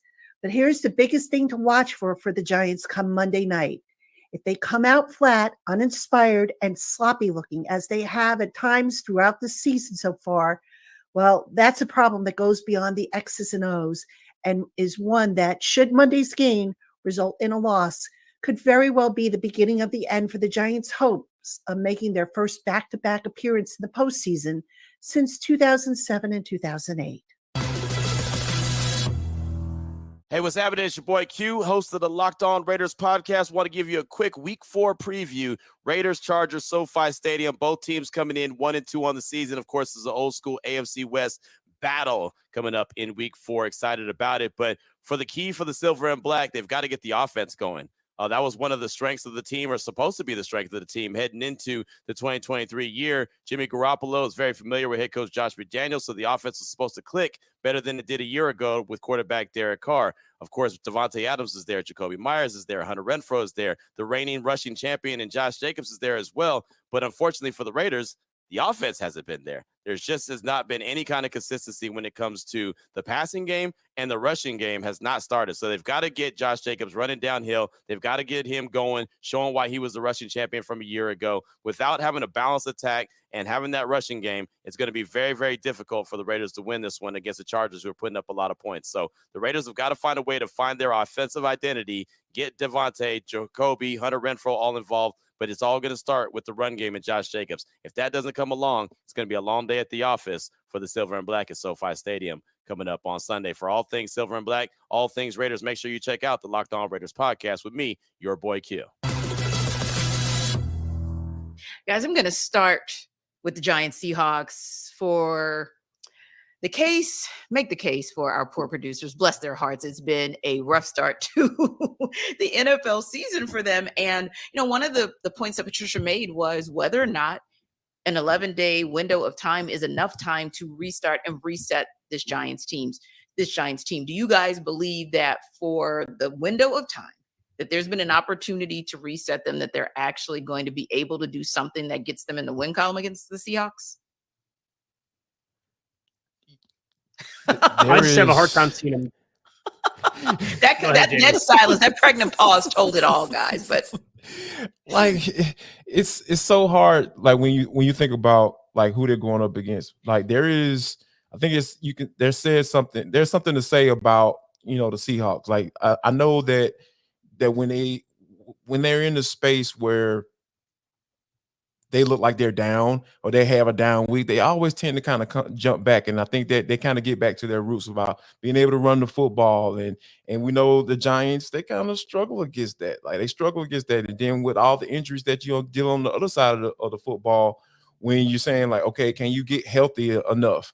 Is Saquon Barkley going to be ready to make that jump and do what he needs to do, or what he said that running backs deserve to be paid to do? Like, I want to see that. I want to see him, be able to do that. But I don't think he's going to be capable of doing that, in this matchup. So I really feel like the Giants are in a space where they're in really bad space right now, because Daniel Jones got his money and he's been up and down. Like, there's just no consistency with this team. So I really feel like the Seattle Seahawks are the team that I trust a little bit more, even though they have a guy like Geno Smith at quarterback. We saw last year he was making a decent case to be at least in the conversations for either comeback player of the year or MVP type candidate. The dude was just playing lights out last year. So I think that with Seattle, what they'll be able to do to be able to run the football, and as long as Geno Smith can take care of the football and keep the ball out of harm's way, I don't think the Giants have a chance in this one. So we got to start forcing some turnovers defensively. The Giants do not have a single turnover through the first 3 weeks of the season. They are getting pounded in the run game on a weekly basis. 122 yards against Dallas, 151 yards against Arizona, 141 yards against San Francisco. So you're getting run on. You can't turn the ball over. It's a really, really bad mix. You have less than 175 yards of offense in 2 of your 3 games so far this season. It's bad. And Darren Waller was supposed to be the fix-all for the skill group. It hasn't materialized. Saquon Barkley's missed a game, obviously dealing with the ankle injury. And I get Andrew Thomas didn't play in their last game too. So that's a bad mix, especially when you're going against San Francisco. They had some personnel issues that I didn't think they even touched this offseason. And I don't know if that's because they made the playoffs, because they went 9-7-1 and then won a playoff game against Minnesota. And we thought we were something that we weren't. So we try to just build on what we had. But if you're going to turn it around, you have to start playing dramatically better defense, which this is supposed to be the strength of this team. You look at the roster that they have, it's the defensive interior, and it's Wink Martindale and that super aggressive system that they have. And it just has not been there. Now, I think you can look at personnel on the defensive side of the ball and say, okay, like we can maybe get the light bulb to turn on, but I don't see the reinforcements coming offensively that are going to help this team. And Seattle has always been a team that has wanted to just come out and punch you in the face and pound the rock. And they're missing their offensive tackle and Abe Lucas, who's on IR. So they're not going to drop back a ton. They're going to want to play forward. And I think that's even more bad news for New York. Yeah. And you look at a team kind of switching gears to the AFC West, another intriguing matchup, Raiders versus Chargers. And it kind of, for me, it's the Raiders are the intriguing part of that matchup mostly because I'm thinking about, and you guys just talked about it, Saquon Barkley being a guy who was on the end of that holdout. Now it's injuries and it's just been kind of like an up and down iffy. Feels like the same thing for Josh Jacobs, right? Like just can't get right, can't get going. Ever since the holdout, you're talking 45 carries, 108 yards, 2.4 yards averaging a carry. But also, of course, the news that just dropped about Chandler Jones and the fact that he's away from the team because he's been arrested, and Jimmy Garoppolo is questionable because he's still in concussion protocol. So the Raiders are an intriguing situation. And of course, the Chargers to me, they're intriguing because you just never know which Chargers team is going to show up. And you never know if the good Chargers show up, how long they're actually going to show up. So yeah, that's another one of those. Not only is it interesting or intriguing because it's a divisional matchup, but this might have big implications because both of these teams on different levels and for different reasons are trying to figure it out. Yeah, and I think the Chargers, this is another one of those games that, like, hey, it's a divisional game, and if you want to be taken seriously, if you want ownership to say, hey, I want to keep my job at the end of the year, you need to win these type of games because, like you said, like if you matching talent for talent on the offensive side of the football, the Raiders versus the Chargers, like we know who's going to get that check mark. Like, I'm checking the Chargers each and every time, but like I said, we don't know when we're going to get it. Like I don't know when to expect it. Is Justin Herbert going to have a off game? You know, so it's just so many factors, and then when you factor in the fact of Mike Williams being out, you know, now, and those receiver group always dealing with injuries. Seem like, you know, Keenan Allen, thankfully he's healthy. He's having a lights out type of year so far. So all of those factors come into play. Like the Chargers should win this game because I'll take Justin Herbert versus Jimmy Garoppolo 10 times out of 12, man, 10 times out of 10. You know what I mean? So, man, my math is off of that. I don't know what's going on with y'all, man. I did 12 out of 10. 12 out of 10. There we go. Yes, that's what I meant. That's what I'm talking about. Kyle, man, that's what Casey said. I like you. Yeah, that's exactly what he said. So, yeah, I'll take him 12 times out of 10. So, those are some of the things where when you're looking at this team and kind of matching up these guys from a skill standpoint, like the Chargers should win this game. They should be able to outscore the Chargers because the Raiders just look discombobulated on offense. And when you have a guy like Josh McDaniels as your head coach, like that's a problem. That is a big problem. Yeah, and you're right. The Chargers can absolutely score 34 points week one. Of course, it was a loss, but still 34 points nonetheless in week one, 24 in week two. And of course, in week three, they were finally able to crack the code, scoring 28 points and getting a win. So their first three games, up and down, interesting. We don't know. But speaking of three, we'll talk top three in just a minute. But of course, Jarvis has got to tell you guys once again why, after you wrap up watching another great edition of NFL Kickoff Live, you should check out DoorDash.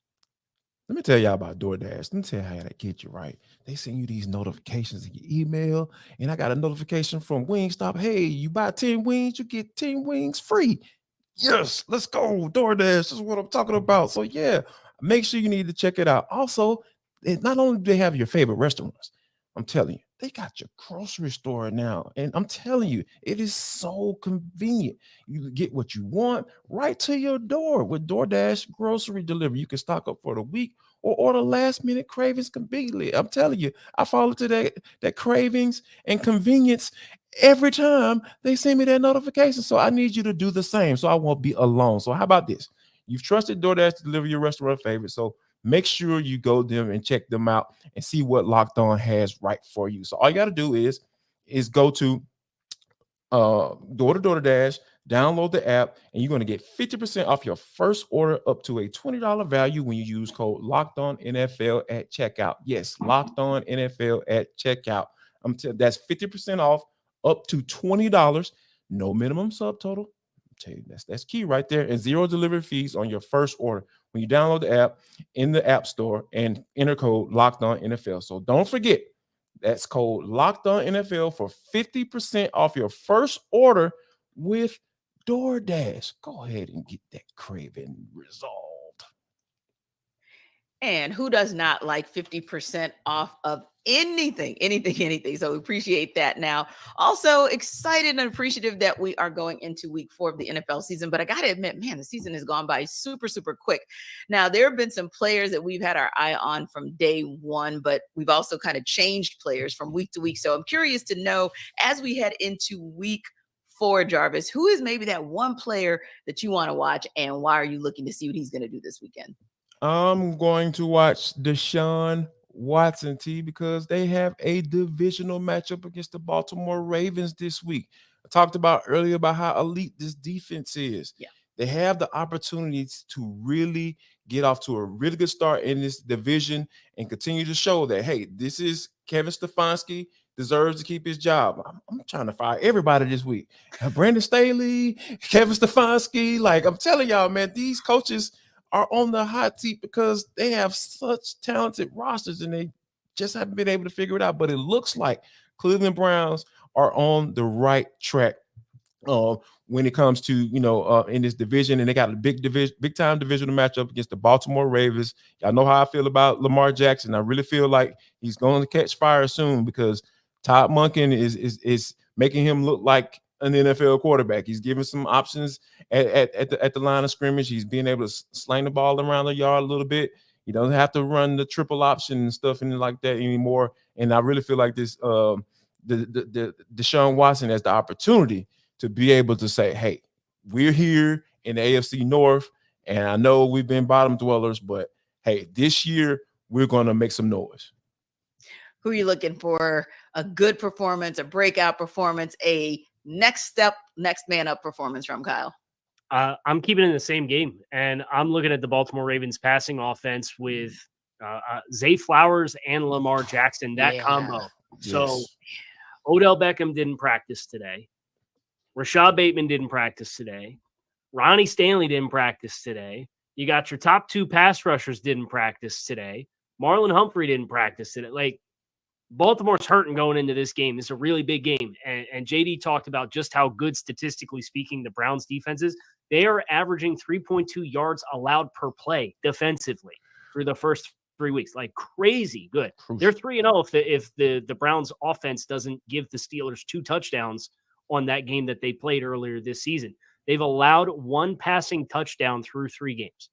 So if Baltimore's going to win this game with the injuries that they have, it's got to come, in my mind, Lamar, step up, have the big breakout game, right? They have changed how they play, and yet he's averaging about 203 yards passing per game. I think over the last 2 weeks, he has 1 completion further than 15 yards or 20 yards down the field. So let's find some chunks with this explosive dynamite wide receiver that you invested in. And then in the red zone, Zay Flowers has 5 targets in the red zone, and he's caught 4 of them for -6 yards. We got to find a way to take advantage of those targets with this key player that you had this vision for, that you drafted, and to get more production in the scoring area. So that, for me, is the matchup against Cleveland. If you get down in the red zone, you can't settle for 3. You're going to have to score touchdowns. And it's going to have to be, in my mind, because of Lamar Jackson and Zay Flowers. Yeah. And this will be a weird one because, of course, Kyle, Jarvis, and I cover the Atlanta Falcons. But we had the good fortune and the good pleasure to be covering them when they drafted Calvin Ridley. And Cal Ridley was a media favorite. He was a fan favorite. And of course, we know the gambling situation and things kind of went awry. And then he had the opportunity to have a new start with the Jacksonville Jaguars. And so far, it's been a pretty decent year for him. 13 receptions on 26 targets, 173 yards, a touchdown. So I'm really interested to see how that's going to go against his former team. The secondary for the Falcons, we'll say they've been, how would we say? We'll call them solid. And at times there's been some greatness, obviously, from Jesse Bates III and from AJ Terrell, but it's still a secondary that I feel like, whoa, Calvin Ridley could still do some special things this weekend. And Cal Ridley, we've seen him before in action do special things. I think he's getting off to a fairly decent start, especially against a Jacksonville Jaguars team that goes up and down on how they look on offense. So I'm very intrigued to see what's going to happen, albeit across the pond this coming weekend against his former team. Now, there are some can't miss players that you guys just talked about, that I just talked about, but also some can't miss games this weekend, some games that we'll definitely have our eyes on. You guys kind of teed it up earlier, so let's go back to it. The Cleveland Browns. The defense has held strong against every opposing QB they have faced. And of course, that's courtesy of Myles Garrett. He is always causing issues for the likes of Joe Burrow, Kenny Pickett, Ryan Tannehill. This Sunday, he's got Lamar Jackson. Can the Baltimore Ravens offense stand up to this Cleveland D? Well, first of all, Kevin Oestreicher of Locked On Ravens and Jeff Lloyd of Locked On Browns are going to break it down. Then I want to hear from you guys about it.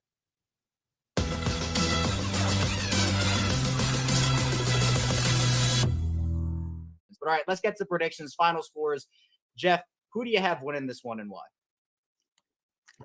I just think things are going really, really well for the Cleveland Browns right now. Obviously the advantage of playing this one at home, coming off the momentum of a huge, huge victory against Tennessee at home after the loss in Nick Chubb, basically circling the wagons, getting to see the best of Deshaun Watson in a Cleveland Browns uniform. I think the momentum continues to grow here. The Browns get to go into the bye week, and then obviously have to face one of the toughest teams in the NFL, the San Francisco 49ers, in Week 6. I think they're going to continue the momentum here. Look, I think it's going to be a closer ballgame than their first two wins, obviously Cincinnati and Tennessee. I think maybe some 23-16, 24-16. I just think the Browns really have a really, really good momentum going here. And even if the Ravens basically are going to get some guys here back, again, I just think it's, for Ronnie Stanley to come back this week, for Lindenbaum to come back this week, nobody wants to come back. You usually want to come back basically, against some soft toss, you know what I'm saying? A little batting practice. You're coming back against a defense right now that's just playing out of their mind. And, it might be a really, really difficult spot for those guys to come back to. And again, even if, maybe you get Gus Edwards, but maybe, with Beckham and Bateman, if they aren't even on the field yet, and we're talking about a hamstring and an ankle, you really question whether or not those guys are going to be able to go Sunday. And if that's the case, look, I love Zay Flowers. I think he's going to be a fantastic receiver. But Denzel Ward's a good matchup against him. Martin Emerson can bully him. Greg Newsome has been great in the slot. So wherever you're going to put him, he's going to face he's going to be the number one guy, and he's going to face a top corner wherever you line him up, whether it's left, whether it's right, or in the slot. So, it does make for tough sledding for Baltimore. But then again, number 8 is still the show. He's still a star in this game. And when he's on the field, he's capable of beating any team in the NFL. But I think the Browns handle this one. For me, it's tough because Cleveland's playing so well defensively. The Ravens are still trying to figure things out on the offensive side of the ball, especially with a new system under another former Browns old friend in Todd Monken.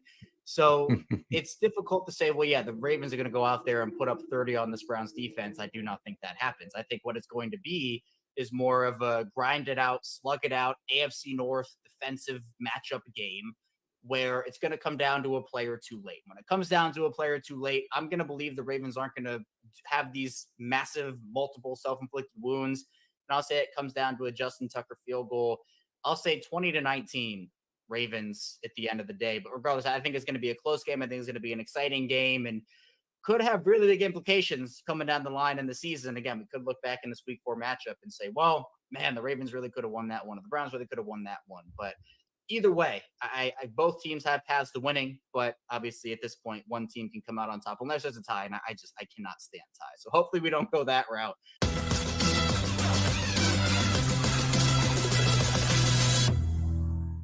Yeah, teams in the AFC North would rather destroy one another than tie. That's just not what they do. But oddly enough, 3 out of the 4 teams are 2-1, including these 2 teams. So, man, this is going to be some type of matchup this weekend. Yeah, the quarterback matchup is going to be something. I really feel like, we talk about Deshaun Watson and Lamar Jackson, like the new system in play, and then Deshaun Watson with all the expectations and a $200 million contract. It's just so many things, factors that come into this game. 3 teams in it, 2-1, and the Cincinnati Bengals are 1-2. Who saw this coming? Like, who saw that coming this early on in the season? So I really feel like this is the type of game that you're going to look back like the guy started to talk about. You're going to look back at this game and say, you know what? This was when fill in the blank said that, hey, we're going to try to take this division. And I really feel like the winner of this game, no shade, T, Pittsburgh Steelers still, it's hard for me to get on board with them right now. So I really feel like the winner of this game can really say, you know what, we're the front runners in this division. We are the team that can take this bad boy, thinking big picture going forward, and say, you know, this is when we plant our flag and say, you know what, AFC North is ours today after this game. And Kyle, you know what else makes this such a critical matchup? The fact that, to Jarvis's point, Steelers are probably more the pretenders. These two teams are probably more the contenders, with the Bengals potentially being a contender as well. Somebody's got to win the division, but it's going to be very difficult if you don't win the division to try to get into the playoffs on wild card. So when you look at those implications, that makes it, to me, even much more of a critical game to win at this juncture. Yeah, and what's really interesting for all the praise that we've heaped on Cleveland for their defense, Baltimore second best yards per play in the NFL at 4.1 yards per play. Quietly, so I mean, yeah. let's go ahead and lean into the under. We're used to that though, right? Like that's not anything new. Oh, Baltimore Ravens defense good? Cool, yeah. All right. Sun is yellow. Lots of defense. I think this is really going to just come down to who commits the self-inflicted wound that costs you the football. Yeah, indeed. And that's the worry, I think, with Baltimore having so many guys that are banged up. The question is, are you going to press in that situation? Yeah. And that, to me, I think is the deciding factor in the game. I'd like to think I can trust Cleveland at home. They can still have the ability to run the football, but it's just those bonehead plays from Deshaun Watson can't be here this week, because this is a game where I think it's going to be margins that are going to decide who wins. Yeah, AFC North ball is always a margins type situation. And like you said, it's usually whoever wins the turnover battle or whoever has that ball late in the game. I always feel like last possession pretty much wins these battles in the AFC North. So when we come back, we will catch up with our personal kickoff live rockstar. But first, Jarvis is about to put you up on game. Hey guys, guess what? It's Jarvis Davis here for Game Time. You tired of planning? I know you are, because who likes to plan? You get to you have to plan all the time in life. When it comes to your job that you don't like, or that doggone side piece that keeps bugging you about taking you somewhere, trying to get seen in public. Yeah, I don't want to see you in public. I don't want to plan for that. How about this? I'm going to go to Game Time app, because this is the place to go to for last minute ticket deals. Forget planning in advance. You can get exclusive flash deals on tickets for football, basketball, baseball, concerts, comedy, theater, and more. I'm telling y'all, man, y'all need to go to this Game Time app right now. It's the fastest growing ticketing app in the country for a reason. People are going there and use it for all the last minute deals. So here's what I want you to do, guys. Snag the tickets without stress with Game Time. Download the Game Time app. Create an account. Use code LOCKEDONNFL for $20 off your first purchase. Yes, that's $20 off your first purchase by using the code LOCKEDONNFL. All right, I'm telling you. All you gotta do is create an account, redeem code LOCKEDONNFL for $20 off. You can make her quiet. You don't have to worry about her bugging you to take you somewhere. All you gotta do is go to the Game Time app for last minute tickets. Download Game Time today. Last minute tickets, lowest price, guaranteed. Ah, that pesky side piece. She won't leave you alone. I'm telling you. Just won't take her leave you somewhere. alone.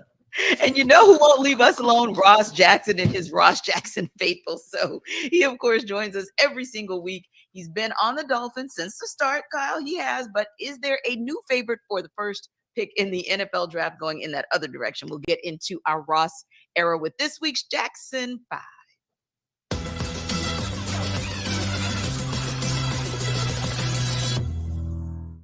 All right, everybody. It's the rock star of NFL Kickoff Live himself, Ross Jackson, here with the Jackson 5. Yay, let's hear it for him, because you got the, oh my goodness, you got such a supporter crew that comes through from every week for NFL Kickoff Live, and we certainly appreciate it. Now, look, your smiles, all smiles right now, but I know it was a tough week last week because Saints did their first L of the season. And so, yeah, but I guess you're smiling too, Ross, because the good news is Derek Carr is not down for the season, and it really did look pretty, it looked pretty dire at first. So I think that's a good thing, but could be a little bit of a conundrum, because you could just decide Dennis Allen will have to make a decision. They'll have to make a call. Jameis Winston, Derek Carr. Who do you think, with some of the intel that you've gotten so far this week and what you've seen at practice, who do you think is the start? Yeah, at this point, I think going into this week's game against the Tampa Bay Buccaneers, the Tampa Bay Buccaneers will see a very familiar face at New Orleans Saints quarterback, and that will be Jameis Winston. I think that's the way that the Saints are going to go here. It's the wise decision to make. Look, you got away without the big serious injury for Derek Carr last week. The offensive line has not been great here in the city of New Orleans. And so with that being the case, I don't know that you really necessarily want to rush a healing Derek Carr back out on the field. But I will tell you this, if Derek Carr feels like he's not going to cost the New Orleans Saints anything being out on the field, and the New Orleans Saints agree, I wouldn't be surprised to see Derek Carr out there, but I do think it will be Jameis Winston this week. Yeah, I think so too. And there were moments where Jameis had some solid quarterback play. And when you look at what Tampa Bay did against, now, albeit the Eagles, but there are ways to stop that offense. There are ways to neutralize that offense. And then it would just be up to the Saints to be able to provide some offense as well. So it's going to be interesting to see. We'll certainly be watching as two correspondence reporters who cover the NFC South. Now, speaking of going south, let's go to South Beach. You picked the Miami Dolphins as your Super Bowl dark horse.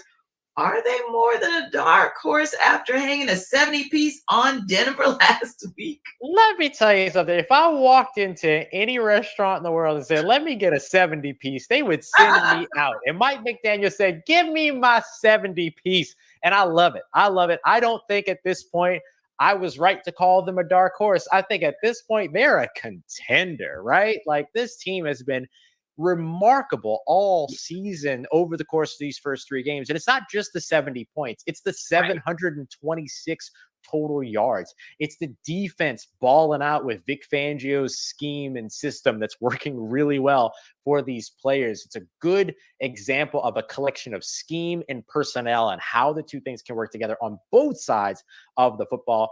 I think that this Miami Dolphins team right now is one of those teams that is a team to beat in the NFL, along with teams like the Philadelphia Eagles and the San Francisco 49ers. So it'll be interesting to see because, of course, the Dolphins have their biggest test so far this season. They're going to be at the Buffalo Bills for week 4 now. All the talk this past week, no matter the case that the Chiefs put up 41 points and Travis Kelce looked like the stud that Travis Kelce is at tight end, the whole world was looking to see what his, I don't know, is she his BFF? Is she? They're hanging out. I don't know. They're hanging out. Taylor Swift fans. Yeah. You're learning about this guy that nobody knew about. Travis Kelce, this Travis Kelce guy. Whatever, man. What are your thoughts on this whole Taylor Swift thing and the fans kind of coming over and discovering the NFL? Look, that's probably my favorite part about it. I love the influx of new NFL fans. We're watching not the New Orleans Saints. See how used to that I am.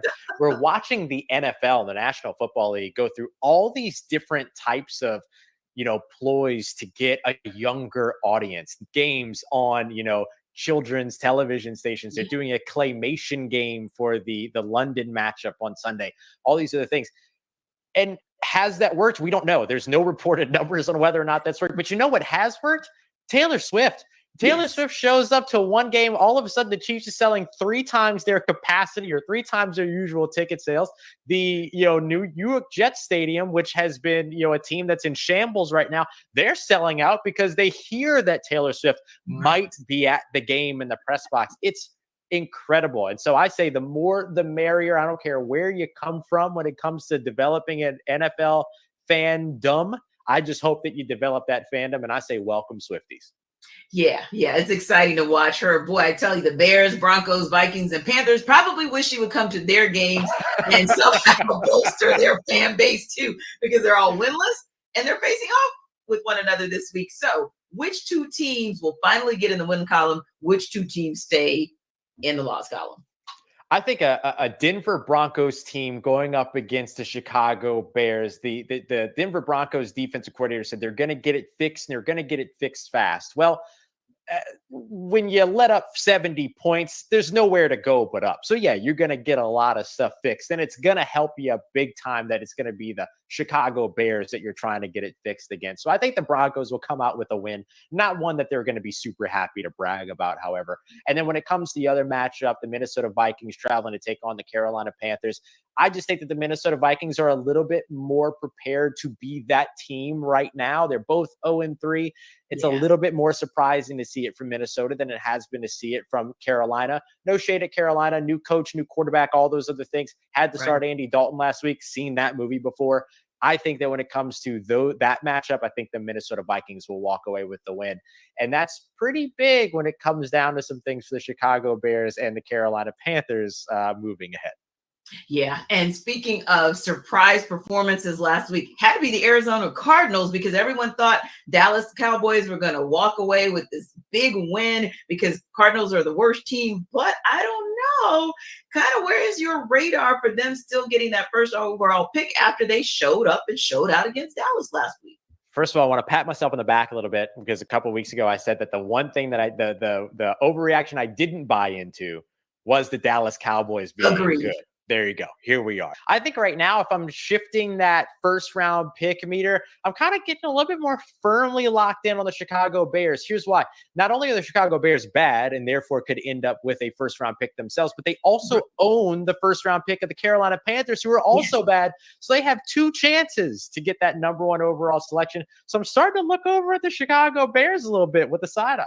Yeah, they are absolutely a clusterfuffle. They are hot garbage. They are a hot mess. I mean, whatever term you use could not be strong or too strong to describe the Chicago Bears. Okay, we got Swifties, and when you guys come back next week, we're going to have a name for the Ross Jackson faithful as well. We appreciate you guys stopping by. We'll see you next week on the Jackson 5.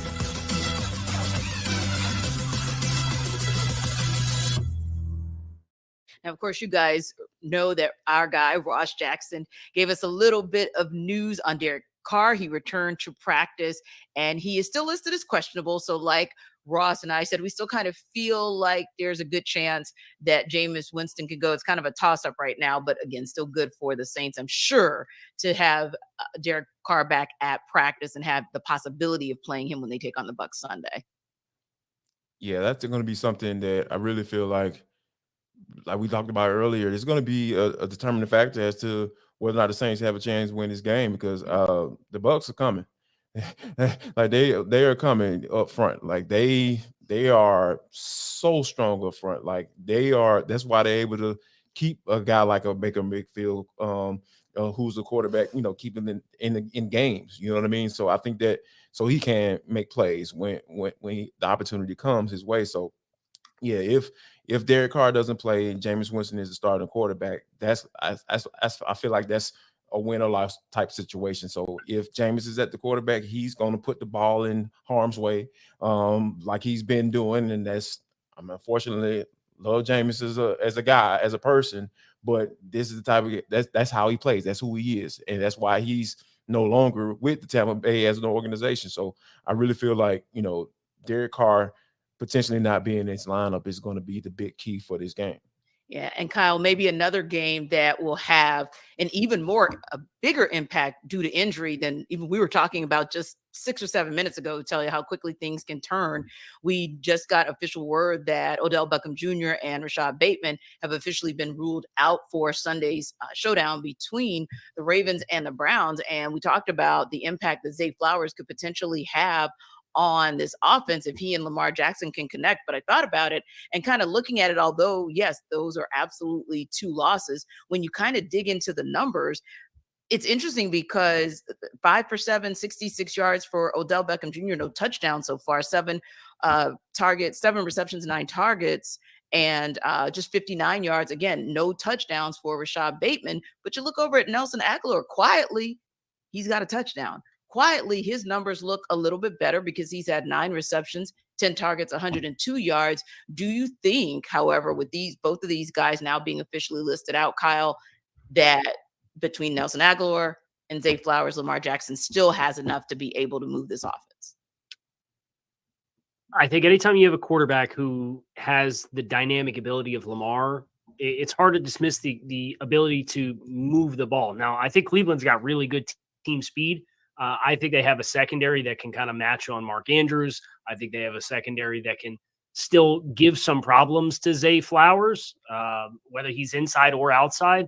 So it's just a risk that I think Baltimore ran with what the wide receiver market has turned into, with how expensive it is to do business in that area and sign free agents. And it's now considered a premium position based off of these $30 million contracts that the top of the position is getting when they're signing new deals. It's really hard to remake and remodel when you have, I don't want to say glossed over wide receiver for as long as Baltimore has, but they had the MVP season in 2019, and then they tried to shift with Greg Roman, and they were like, it didn't really work great, so we're going to go back to a bunch of tight ends and not really continue swinging the bat overly aggressively at wide receiver. And like doing it in one offseason was going to be really hard. So what do? You find Odell Beckham, who has high upside with what he is when he's at his best, and you're hoping that Rashad Bateman can be the first-round player that he was, but he's had durability issues and has continued to now have durability issues. It's just fans always want to be all like, oh, you should have done this better. Every team says we should have signed more offensive linemen, right? They're not just laying around. Like there's an availability there. There's a limit to the resources that you have. I think with what you're saying with Baltimore, unfortunately, is an embodiment of that, where it's really hard to just flip the switch and find 11 personnel that's really going to hammer on all cylinders. And they're just kind of getting hammered with it right now. So Lamar's going to have to be the Lamar Jackson that he was when he proved he was capable of being a league MVP and be a dynamic playmaker. Now, it might look differently for what the plays calls look like versus that offense and this offense, but you got to make the plays if you're going to win the game. Differently indeed. And if there's one thing the pandemic has taught us as well, speaking of differently, it is how to shop differently. So Jarvis is actually going to tell us a pretty good way to do that with eBay.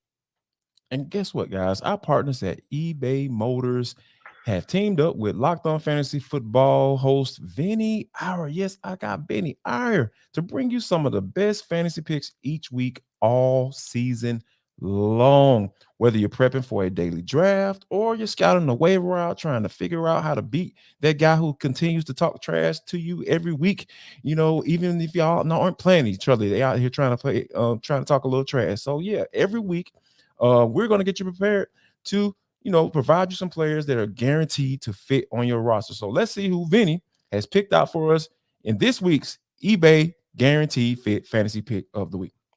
This week, it is Broncos running back Javonte Williams has gotten a healthy 48 opportunities in his first 3 games. But so far, he's managed only 180 scrimmage yards and 0 touchdowns during the team's 0-3 first start. Expect the volume to finally convert into true fantasy production for Williams as Denver gets the wilting Bears, the awful Bears, the reeling Bears, the outside noise Bears in Chicago in week 4. The Bears have given up plenty of overall yardage and scoring juice to backs through the first 3 weeks, and Williams will be the latest to take advantage as a runner and outlet receiver. So check out Javonte Williams for all of that. Vinny Iyer from Locked On Fantasy Football is going to help you win your fantasy championship, and eBay Motors knows the championship team is about each player being a perfect fit. Same with your vehicle. So guess what? Here's what we are trying to do over here at eBay Motors. With over 122 million parts for your number one ride or die, you can make sure your ride stays running smoothly. From brake kits, LED headlights, roof rack, bumpers, whatever your baby needs, eBay Motor has got you covered. And with the eBay Guaranteed Fit is guaranteed to fit your ride with first time, every time, or your money back. Plus, at these prices, I'm telling you, you're trying to put some money back in your pocket, eBay Motors is the place to go. They have so many parts to choose from. So make sure you go keep your ride or die alive at ebaymotors.com. And, we really don't know sometimes whether a rookie is going to be ride or die or just die. But you hope that he will at least be someone you can ride with. And listen, if it takes a while for your rookie to get up to speed, no problem at all. But if you want to know which way to go with a rookie, our Locked On Fantasy Football host, Kate Majuk, has a look at some players we should be picking up and stashing as before their production catches up maybe to their potential in week 4.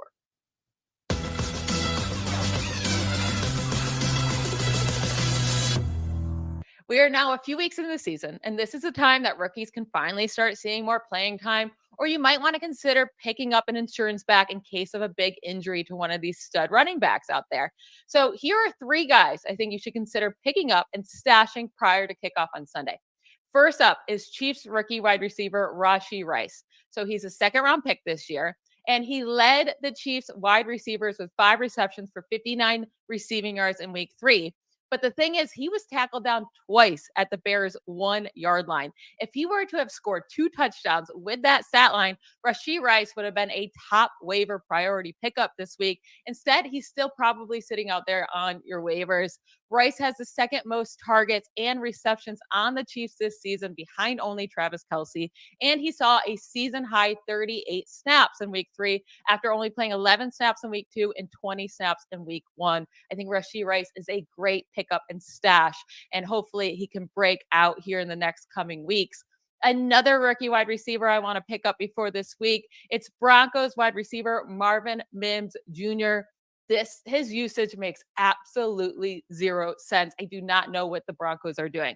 He has, for whatever reason, he's the only shining light on this entire team. The rest of the Broncos team is very depressing, but he's the one thing that's working out for them. But he's played 17, 16, and 15 snaps over the first 3 weeks of the season. He has 7 receptions. That's it this entire year. But these are the yards he's had on those receptions. A 60-yard catch for a touchdown, 53-yard catch, 38-yard catch, and 30-yard catch. So 4 of his 7 catches went for a lot of yards. Plus, he had a 99-yard kickoff return touchdown. This guy is dynamic. And once Sean Payton and the Broncos open their eyes and actually get this talented player on the field more, he should be fantastic for fantasy. So again, that's Marvin Mims Jr. See if he's on your waivers and stash him if he is. And then for an insurance back, you might want to look at Elijah Mitchell, the 49ers backup to Christian McCaffrey. We all know CMC is absolutely amazing, and he's on the field so much. So Elijah Mitchell's not going to have much value for fantasy unless there were to be an injury to Christian McCaffrey. But the thing is, right now, the 49ers are kind of running Christian McCaffrey into the ground already through 3 weeks. He has 71 touches, which is the second most in the NFL. And we know that CMC has dealt with injury issues in the past. I mean, there was a few seasons there where it felt like every time he got into the game, he was getting injured. He was able to stay healthy last year. Well, hopefully he can stay healthy this season. But I do think it's important to pick up that insurance running back, especially if you have Christian McCaffrey starting. Have Elijah Mitchell on your bench, because if CMC were to go down, he would be an every week start.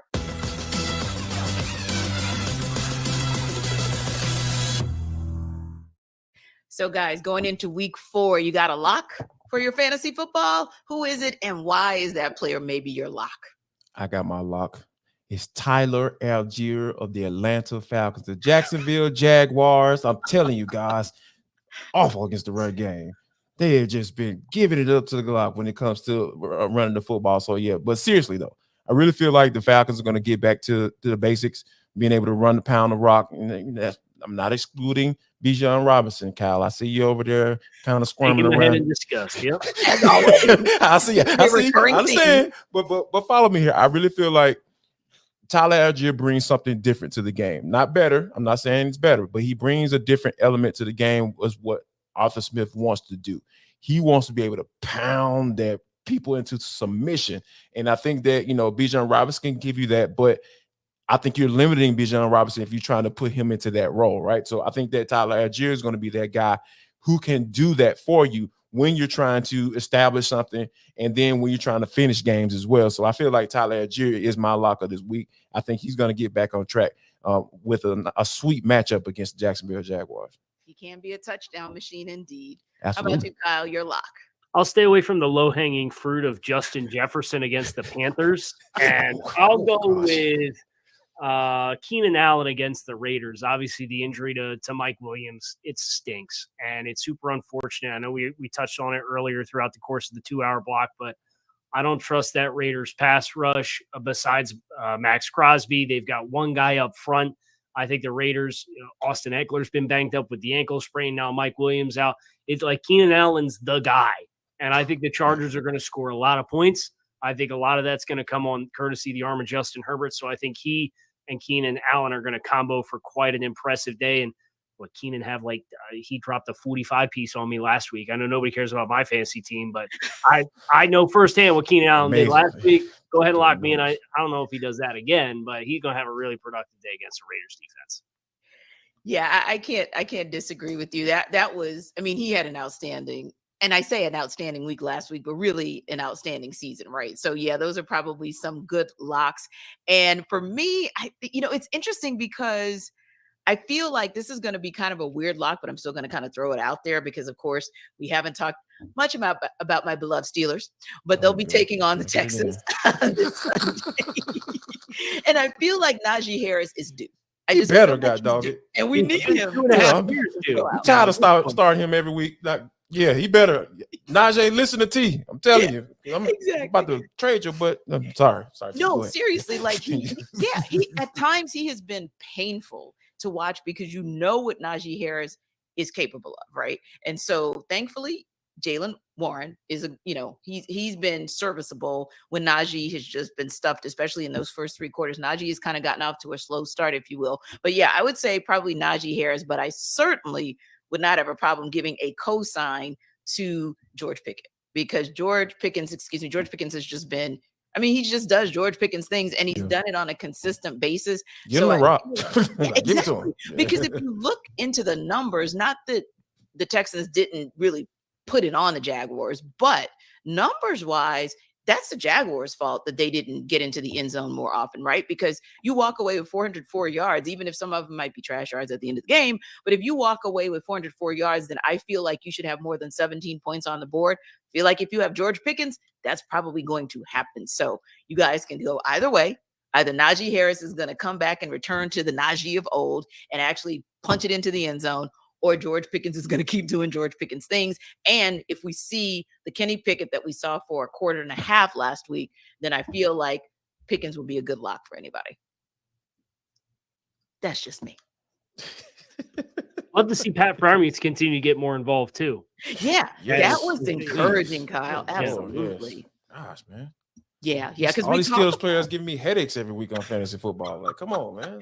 But he started to show exactly who we thought he is. And we talk a lot about. We were talking actually earlier in this show about tight ends and those tight ends who are really key and critical to their teams, and also teams that really take that tight end position seriously. And it's really a critical component of their offense. The Steelers have always been that team, and not whether it's a tight end who can actually catch the ball, who can actually score the ball, but also, the Steelers. If you're not a blocking tight end, then in our book, you're not a tight end. So I think that we started to see Pat Freiermuth kind of put all of those things together, and maybe, I can't believe I'm saying this out loud, but maybe Matt Canada kind of sort of put him in a position to actually do something that we knew he was capable of doing. So listen, we talked about teams that we thought were going to win in a good space, like the 3-0 teams, right? And the stronger 2-1 teams. Let me ask you guys this as we wrap up real quick. Is there one team that you think could be that surprise team, kind of that upset special going into week 4? I know not to say Pittsburgh. You better not. Throw that on the back burner. Yeah. New England. I don't want to choose violence, Kyle. I think it's New England against Dallas. I like it. Dallas having the offensive line banged up. We talked about there need to be more multiple offensively. Obviously, they lose a ball hawk in Trayvon Diggs, and New England is always looking to hunt games and keep them close to the vest and get late in the game and have the right situational call. Yeah. So I just think the way New England plays, if they can find some success running the ball offensively, which Dallas, obviously they gave up a lot of yards defensively against the run. That's a team that I look at, and I'm a little leery that if it all has to be the run game with a hurt offensive line and CeeDee Lamb, New England can push the right buttons with Belichick there to keep that game close. Yeah. And that's the one that I look at, and that's almost a touchdown spread. So I'm not saying New England's going to win the game, but if you ask me an upset special, that's the one I look at. I think the recipe's kind of there for that to happen. Indeed. And you guys mentioned it earlier about the fact that that's a banged up offensive line. And we also just got word that Tyron Smith has been officially ruled out. So now you've got one more guy down on the left side of that offensive line. Yes, Kyle, that could be an upset special in the making. What about you, JD? I'm with you. I agree. I think that's a really solid doggone pick because what do we say about Cowboys and expectations? They don't meet them. It's like that guy that you're just waiting around for him to propose, and he goodbyes the ring, but he never asked the question. That's the Dallas Cowboys, and that's just how they operate. They build you up to kind of say to disappoint you. Dang, that sounds like another team that I'm very familiar with. So yeah, I think that that this is lining up to be one of those games where you're like, man, they should have won, but I'm not surprised that they lost. Yeah, and they've got to be careful because honestly, it feels like it's almost lining up to be that kind of Cowboy season as well. And Scott Hebron says, yeah, it sucks knowing we could have been 3-0. And yeah, it's going to suck if indeed, not only could you have been 3-0, but in a minute, you might be approaching 500. And that's a whole nother conversation that Cowboys Nation could potentially have. So listen, we appreciate you guys for stopping by. Thanks, Scott, for chiming in. Definitely appreciate you as well. And listen, rock with NFL Kickoff Live because we are the best football talk every single Friday. So for Kyle Krabs, hey, go Dolphins. They're going to get it done again. For Jarvis Davis, I know it's an early bird special for you because the guys are across the pond. The Falcons are across the pond. But hey, could be a good look for those guys as well. We appreciate you guys for stopping by. Of course, I'm Tanitra Batiste, hanging out with these guys each and every week. And of course, you better come back next week because we want to hang out with you. See you then.